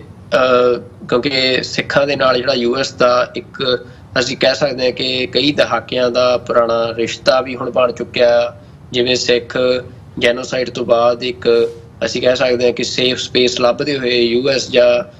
ਜਿਹੜੇ ਵੈਸਟਰਨ ਅਲਾਈਜ਼ ਸੀ ਉਹਨਾਂ ਦੇ ਵਿੱਚ ਪਹੁੰਚੇ ਤੇ ਉਸ ਤੋਂ ਬਾਅਦ ਜਿਹੜੀਆਂ ਇਹ ਸਾਰੀਆਂ ਵੈਸਟਰਨ ਇਕੋਨਮੀ ਸੀ ਉਹਨਾਂ ਦੇ ਵਿੱਚ ਜਿਵੇਂ ਸਿੱਖਾਂ ਨੇ ਆਪਣੀ ਕਾਬਲੀਅਤ ਦੇ ਨਾਲ, ਆਪਣੀ ਮਿਹਨਤ ਦੇ ਨਾਲ ਉਹਨਾਂ ਨੂੰ ਸਟਰੋਂਗ ਕਰਨ ਦੇ ਵਿੱਚ ਰੋਲ ਨਿਭਾਇਆ। ਤੇ ਦੂਜੀ ਗੱਲ, ਸਿੱਖਾਂ ਦਾ ਜਿਹੜਾ ਜੈਨੇਟਿਕਲੀ ਜਿਹੜਾ ਮਿਲਟਰੀ ਪੱਖ ਆ, ਜਿਹੜਾ ਜੁਝਾਰੂ ਭਾਣਾ ਸਿੱਖਾਂ ਦਾ, ਤੇ ਉਸ ਖਿੱਤੇ ਦੀ ਅਹਿਮੀਅਤ ਜਿੱਥੇ ਸਿੱਖ ਬੈਠੇ ਆ, ਤਾਂ ਇਹ ਸਾਰੇ ਫੈਕਟਰਸ ਜਿਹੜੇ ਆ ਤੇ ਇਹ ਚੀਜ਼ਾਂ ਮਤਲਬ ਉਹ ਸਾਰਾ ਕੁਝ ਮਿਲ ਕੇ ਇਹ ਗੱਲਾਂ ਫਿਰ US ਦੇ, ਮੈਨੂੰ ਲੱਗਦਾ ਕਿ US ਦੇ ਸਟੇਟ ਐਡਮਿਨਿਸਟ੍ਰੇਸ਼ਨ ਦੇ ਵਿੱਚ ਅੱਜ ਕਾਫੀ ਸਟਰੋਂਗਲੀ ਇਹ ਗੱਲ ਸਮਝੀ ਜਾ ਚੁੱਕੀ ਆ ਕਿ ਫਿਊਚਰ ਦੇ ਵਿੱਚ ਜਿਹੜਾ ਉਹ ਖਿੱਤਾ ਆ ਉਹਦਾ ਜਿਹੜਾ ਚੰਗਾ ਭਵਿੱਖ ਆ ਉਹ ਸਿੱਖਾਂ ਦੇ ਨਾਲ ਹੀ ਆ। ਤੇ ਉਹਦੇ ਲਈ ਫਿਰ ਜਿਹੜਾ ਇੱਕ ਗੁਰਪਤਵੰਤ ਸਿੰਘ ਪੰਨੂ ਵਾਲਾ ਕੇਸ ਆ, ਉਹ ਤੁਸੀਂ ਜਿਵੇਂ ਕਹਿ ਰਹੇ ਹੋ ਕਿ ਉਹ ਕੇਸ ਮਤਲਬ ਉਹ ਇਹ ਨਹੀਂ ਕਿ ਠੰਡੇ ਵਾਸਤੇ ਨਹੀਂ ਪਾਇਆ ਜਾ ਰਿਹਾ, ਉਹ ਕੇਸ ਹੁਣ ਇੱਕ ਇੰਪੋਰਟੈਂਟ ਕੇਸ ਬਣ ਚੁੱਕਿਆ ਜਿਹੜਾ ਕਿ US ਲਗਾਤਾਰ ਵਾਰ-ਵਾਰ ਉਸ ਕੇਸ ਨੂੰ ਸਾਹਮਣੇ ਲਿਆਉਂਦਾ ਰਹੂਗਾ। ਤੇ ਇਹ ਉਹ ਮਤਲਬ ਉਹਦੇ ਵਿੱਚ ਕਿਸ ਟਾਈਮ ਤੇ ਕੀ ਕਰਨਾ ਆ ਉਹ ਹੁਣ US ਦੀ ਮਰਜ਼ੀ ਆ, ਕਿਉਂਕਿ ਇੰਡੀਆ ਫੜਿਆ ਜਾ ਚੁੱਕਿਆ ਜੀ। ਮਤਲਬ ਹੁਣ ਸਾਰੇ ਪੱਤੇ ਉਹ US ਦੇ ਹੱਥ 'ਚ ਨੇ ਤੇ ਇੰਡੀਆ ਜਿਹੜਾ ਆ ਉਹ ਹੁਣ ਉਹ ਆਪਣੇ ਪੱਤੇ ਖੇਡ ਚੁੱਕਿਆ ਤੇ ਉਹ ਬਾਜੀ ਆਪਣੀ ਹਾਰ ਚੁੱਕਿਆ। ਤੇ ਹੁਣ US ਜਿਹੜਾ ਆ ਉਹਨੇ ਕਿਸ ਟਾਈਮ ਦੇ ਉੱਤੇ ਕਿਹੜਾ ਕਾਰਡ ਪਲੇ ਕਰਨਾ ਆ ਵੀ ਉਹ ਹੁਣ ਆਪਾਂ ਸਾਰੇ ਜਾਣਦੇ ਹਾਂ ਕਿ ਹਰੇਕ ਮੁਲਕ ਦੇ ਆਪਣੇ ਇੰਟਰਸਟ ਹੁੰਦੇ ਆ, US ਦੇ ਵੀ ਆਪਣੇ ਇੰਟਰਸਟ ਆ। ਤੇ ਮਸਲਾ ਇਹ ਹੈ ਕਿ US ਦੇ ਅੱਜ ਇੰਟਰਸਟ, US ਦਾ ਅੱਜ ਸਿੱਖਾਂ ਦੇ ਵਿੱਚ ਇੰਟਰਸਟ ਆ, ਇਸੇ ਕਰਕੇ ਸਿੱਖਾਂ ਦੀ ਵੱਡੇ ਪੱਧਰ ਤੇ ਗੱਲ ਹੋ ਰਹੀ ਆ। ਅਦਰਵਾਈਜ਼ ਜਿਹੜਾ ਸਿੱਖ ਕੇਸ ਆ ਜਾਂ ਸਿੱਖ ਸਟਰਗਲ ਆ ਉਹ ਤਾਂ ਕਿੰਨੇ ਦਹਾਕਿਆਂ ਤੋਂ ਲਗਾਤਾਰ ਚੱਲ ਰਹੀ ਸੀ। ਤੇ ਜਿਹੜੀਆਂ ਸ਼ਹਾਦਤਾਂ ਨੇ ਸਿੱਖ ਆਗੂਆਂ ਦੀਆਂ ਉਹ ਕਿੰਨੀਆਂ ਜ਼ਿਆਦਾ ਅੱਜ ਤੱਕ ਹੋ ਚੁੱਕੀਆਂ ਨੇ ਤੇ ਕਿੰਨੀਆਂ ਮਤਲਬ ਕਿੰਨੇ ਵੱਡੇ ਅਟੈਕ ਸਿੱਖਾਂ ਦੇ ਉੱਤੇ ਹੋਏ ਆ, ਜੈਨੋਸਾਈਡ ਤੱਕ ਸਿੱਖਾਂ ਦਾ ਹੋਇਆ। ਪਰ ਭਾਈ ਹਰਦੀਪ ਸਿੰਘ ਨਿੱਚਰ ਦੀ ਇੱਕ ਸ਼ਹਾਦਤ ਤੋਂ ਬਾਅਦ ਇੰਨੇ ਵੱਡੇ ਪੈਮਾਨੇ ਤੇ ਗੱਲ ਚਲੇ ਜਾਣੀ ਤਾਂ ਉਹਦੇ ਸਾਨੂੰ ਇਹ ਸਮਝਣਾ ਚਾਹੀਦਾ ਕਿ ਸਟਰਗਲ ਜਿਹੜੀ ਆ ਉਹ ਕੰਟੀਨਿਊ ਆ ਸਿੱਖਾਂ ਦੀ। ਪਰ ਮਸਲਾ ਹੁੰਦਾ ਕਿ ਜਿਹੜਾ ਟਾਈਮ ਆ ਉਹ ਕਿਹੜੇ ਟਾਈਮ ਦੇ ਉੱਤੇ ਤੁਹਾਡੇ 'ਚ ਕਿਹੜੀ ਸੁਪਰ ਪਾਵਰ ਦਾ ਇੰਟਰਸਟ ਆ। ਤੇ ਅੱਜ ਸਿੱਖਾਂ ਦੇ ਵਿੱਚ ਹਾਲਾਂਕਿ ਬਾਕੀਆਂ ਦਾ ਵੀ ਇੰਟਰਸਟ ਆ, ਪਰ ਸਿੱਖਾਂ ਦੇ ਵਿੱਚ ਸਭ ਤੋਂ ਵੱਧ ਇੰਟਰਸਟ ਕਿਹਦਾ ਆ ਜਾਂ ਕੌਣ ਸਿੱਖਾਂ ਦੀ ਉਸ ਖਿੱਤੇ ਦੇ ਵਿੱਚ ਆਜ਼ਾਦ ਹੋਂਦ ਹਸਤੀ ਨੂੰ ਆਪਣੇ ਲਈ ਬੈਨੀਫੀਸ਼ੀਅਲ ਸਮਝਦਾ ਆ, ਉਹ ਗੱਲਾਂ ਡਿਸਾਈਡ ਕਰਨਗੀਆਂ ਕਿ ਕੌਣ ਜਿਹੜਾ ਸਿੱਖ ਕੇਸ ਨੂੰ ਸਟਰੋਂਗਲੀ ਰੇਜ਼ ਕਰਦਾ ਹੈ। ਤੇ ਆਈ ਥਿੰਕ ਅੱਜ ਦੇ ਟਾਈਮ ਦੇ ਵਿੱਚ ਜਿਹੜਾ US ਆ ਉਹ ਸਭ ਤੋਂ ਵੱਧ ਸਟਰੋਂਗਲੀ ਸਿੱਖਾਂ ਦੇ ਕੇਸ ਨੂੰ ਰੇਜ਼ ਕਰ ਰਿਹਾ ਹੈ। ਜੀ ਬਿਲਕੁਲ ਸੁਖਵਿੰਦਰ ਸਿੰਘ ਜੀ, ਇੱਥੇ ਹੀ ਜਿਹੜੇ ਸਾਡੀ ਅੱਜ ਦਾ ਸ਼ੋਅ ਆ ਇਹਦਾ ਸਮਾਂ ਜਿਹੜਾ ਉਹ ਸਮਾਪਤੀ ਦੇ ਵੱਲ ਨੂੰ ਹੈਗਾ ਆ। ਸਾਡੇ ਟੌਪਿਕਸ ਦੀ ਇੱਥੇ ਸਮਾਪਤੀ ਹੈ ਤੇ ਉਮੀਦ ਕਰਦੇ ਹਾਂ ਜਿਹੜੇ ਦਰਸ਼ਕ ਸਾਡੇ ਨਾਲ ਇਸ ਵਕਤ ਜੁੜੇ ਹੋਏ ਆ ਜ਼ਰੂਰ ਅੱਜ ਦਾ ਪ੍ਰੋਗਰਾਮ ਤੁਹਾਨੂੰ ਪਸੰਦ ਆਇਆ ਹੋਵੇਗਾ। ਤੁਸੀਂ ਆਪਣੇ ਸੁਝਾਅ ਸਾਨੂੰ ਲਿਖਤੀ ਰੂਪ ਦੇ ਵਿੱਚ ਭੇਜ ਸਕਦੇ ਹੋ ਈਮੇਲ ਰਾਹੀਂ sos@tv84.tv ਦੇ ਉੱਤੇ, ਜਾਂ ਸੋਸ਼ਲ ਮੀਡੀਆ ਦੇ ਰਾਹੀਂ ਤੁਸੀਂ ਸਾਡੇ ਨਾਲ YouTube ਜਾਂ ਹੋਰ ਸਾਡੇ ਜਿਹੜੇ ਸੋਸ਼ਲ ਮੀਡੀਆ ਪਲੇਟਫਾਰਮਸ ਹੈਗੇ ਆ ਉਹਨਾਂ ਰਾਹੀਂ ਸਾਨੂੰ ਮੈਸੇजेस ਵੀ ਕਰ ਸਕਦੇ ਹੋ। ਤੇ ਜਿਹੜਾ ਸਕਰੀਨ ਦੇ ਉੱਤੇ ਤੁਹਾਡੇ ਇਨਫੋਰਮੇਸ਼ਨ ਆ ਰਹੀ ਹੈ ਟੈਲੀਫੋਨ ਨੰਬਰ ਰਾਹੀਂ ਵੀ ਤੁਸੀਂ ਸਾਡੇ ਤੱਕ WhatsApp ਰਾਹੀਂ ਪਹੁੰਚ ਕਰ ਸਕਦੇ ਹੋ। ਇਸੇ ਦੇ ਨਾਲ ਤੁਸੀਂ ਸਾਨੂੰ ਜਿੱਥੇ ਤੁਹਾਡੇ ਸੁਝਾਅ ਸਾਡੇ ਲਈ ਜ਼ਰੂਰੀ ਨੇ ਉੱਥੇ ਤੁਹਾਡੇ ਡੋਨੇਸ਼ਨਸ ਦੇ ਲਈ ਵੀ ਅਸੀਂ ਤਲਬਗਾਰ ਹਾਂ। ਅਸੀਂ ਨਾਨ ਪ੍ਰੋਫਿਟ ਆਰਗੇਨਾਈਜੇਸ਼ਨ ਆ ਦਾਰਾ TV 84 ਤੇ ਤੁਸੀਂ ਸਾਨੂੰ ਚੈੱਕ ਬਣਾ ਕੇ ਵੀ ਸਾਨੂੰ ਮੇਲ ਕਰ ਸਕਦੇ ਹੋ ਸਾਡੇ ਐਡਰੈਸ ਦੇ ਉੱਤੇ 3601 37th Avenue Long Island City New York 11101। Telephone number ਤੁਹਾਡੀ ਸਕਰੀਨ ਦੇ ਉੱਤੇ ਆ ਰਿਹਾ ਹੈ। ਤੁਸੀਂ ਸਾਡੇ ਨਾਲ WhatsApp ਰਾਹੀਂ ਜਾਂ ਡਾਇਰੈਕਟ ਫੋਨ ਕਾਲ ਜਾਂ ਮੈਸੇਜ ਰਾਹੀਂ ਸਾਡੇ ਤੱਕ ਪਹੁੰਚ ਕਰ ਸਕਦੇ ਹੋ 5166191984। ਤੇ ਇਹਨਾਂ ਹੀ ਸ਼ਬਦਾਂ ਦੇ ਨਾਲ ਵਿਊਅਰਸ ਅੱਜ ਦੇ ਇਸ ਪ੍ਰੋਗਰਾਮ ਦੇ ਵਿੱਚ ਤੁਹਾਡੇ ਤੋਂ ਇਜਾਜ਼ਤ ਚਾਹਾਂਗੇ। ਦੁਬਾਰਾ ਫਿਰ ਸੋਮਵਾਰ ਨੂੰ ਅਗਲੇ ਹਫਤੇ ਸੋਮਵਾਰ ਨੂੰ ਡਾਕਟਰ ਅਮਰਜੀਤ ਸਿੰਘ ਤੇ ਬੀਬੀ ਨੀਲਮ ਕੌਰ ਤੁਹਾਡੇ ਨਾਲ ਵਿਚਾਰਾਂ ਦੀ ਸਾਂਝ ਪਾਉਣਗੇ। ਸਾਨੂੰ ਇਜਾਜ਼ਤ ਦਿਓ ਅੱਜ ਦੇ ਸ਼ੋਅ ਦੇ ਵਿੱਚ ਇੱਥੇ ਹੀ ਫਤਿਹ ਦੀ ਸਾਂਝ ਪਾਈਏ। ਅੱਜ ਵਾਹਿਗੁਰੂ ਜੀ ਕਾ ਖਾਲਸਾ ਵਾਹਿਗੁਰੂ ਜੀ ਕੀ ਫਤਿਹ ਜੀ। ਵਾਹਿਗੁਰੂ ਜੀ ਕਾ ਖਾਲਸਾ ਵਾਹਿਗੁਰੂ ਜੀ ਕੀ ਫਤਿਹ।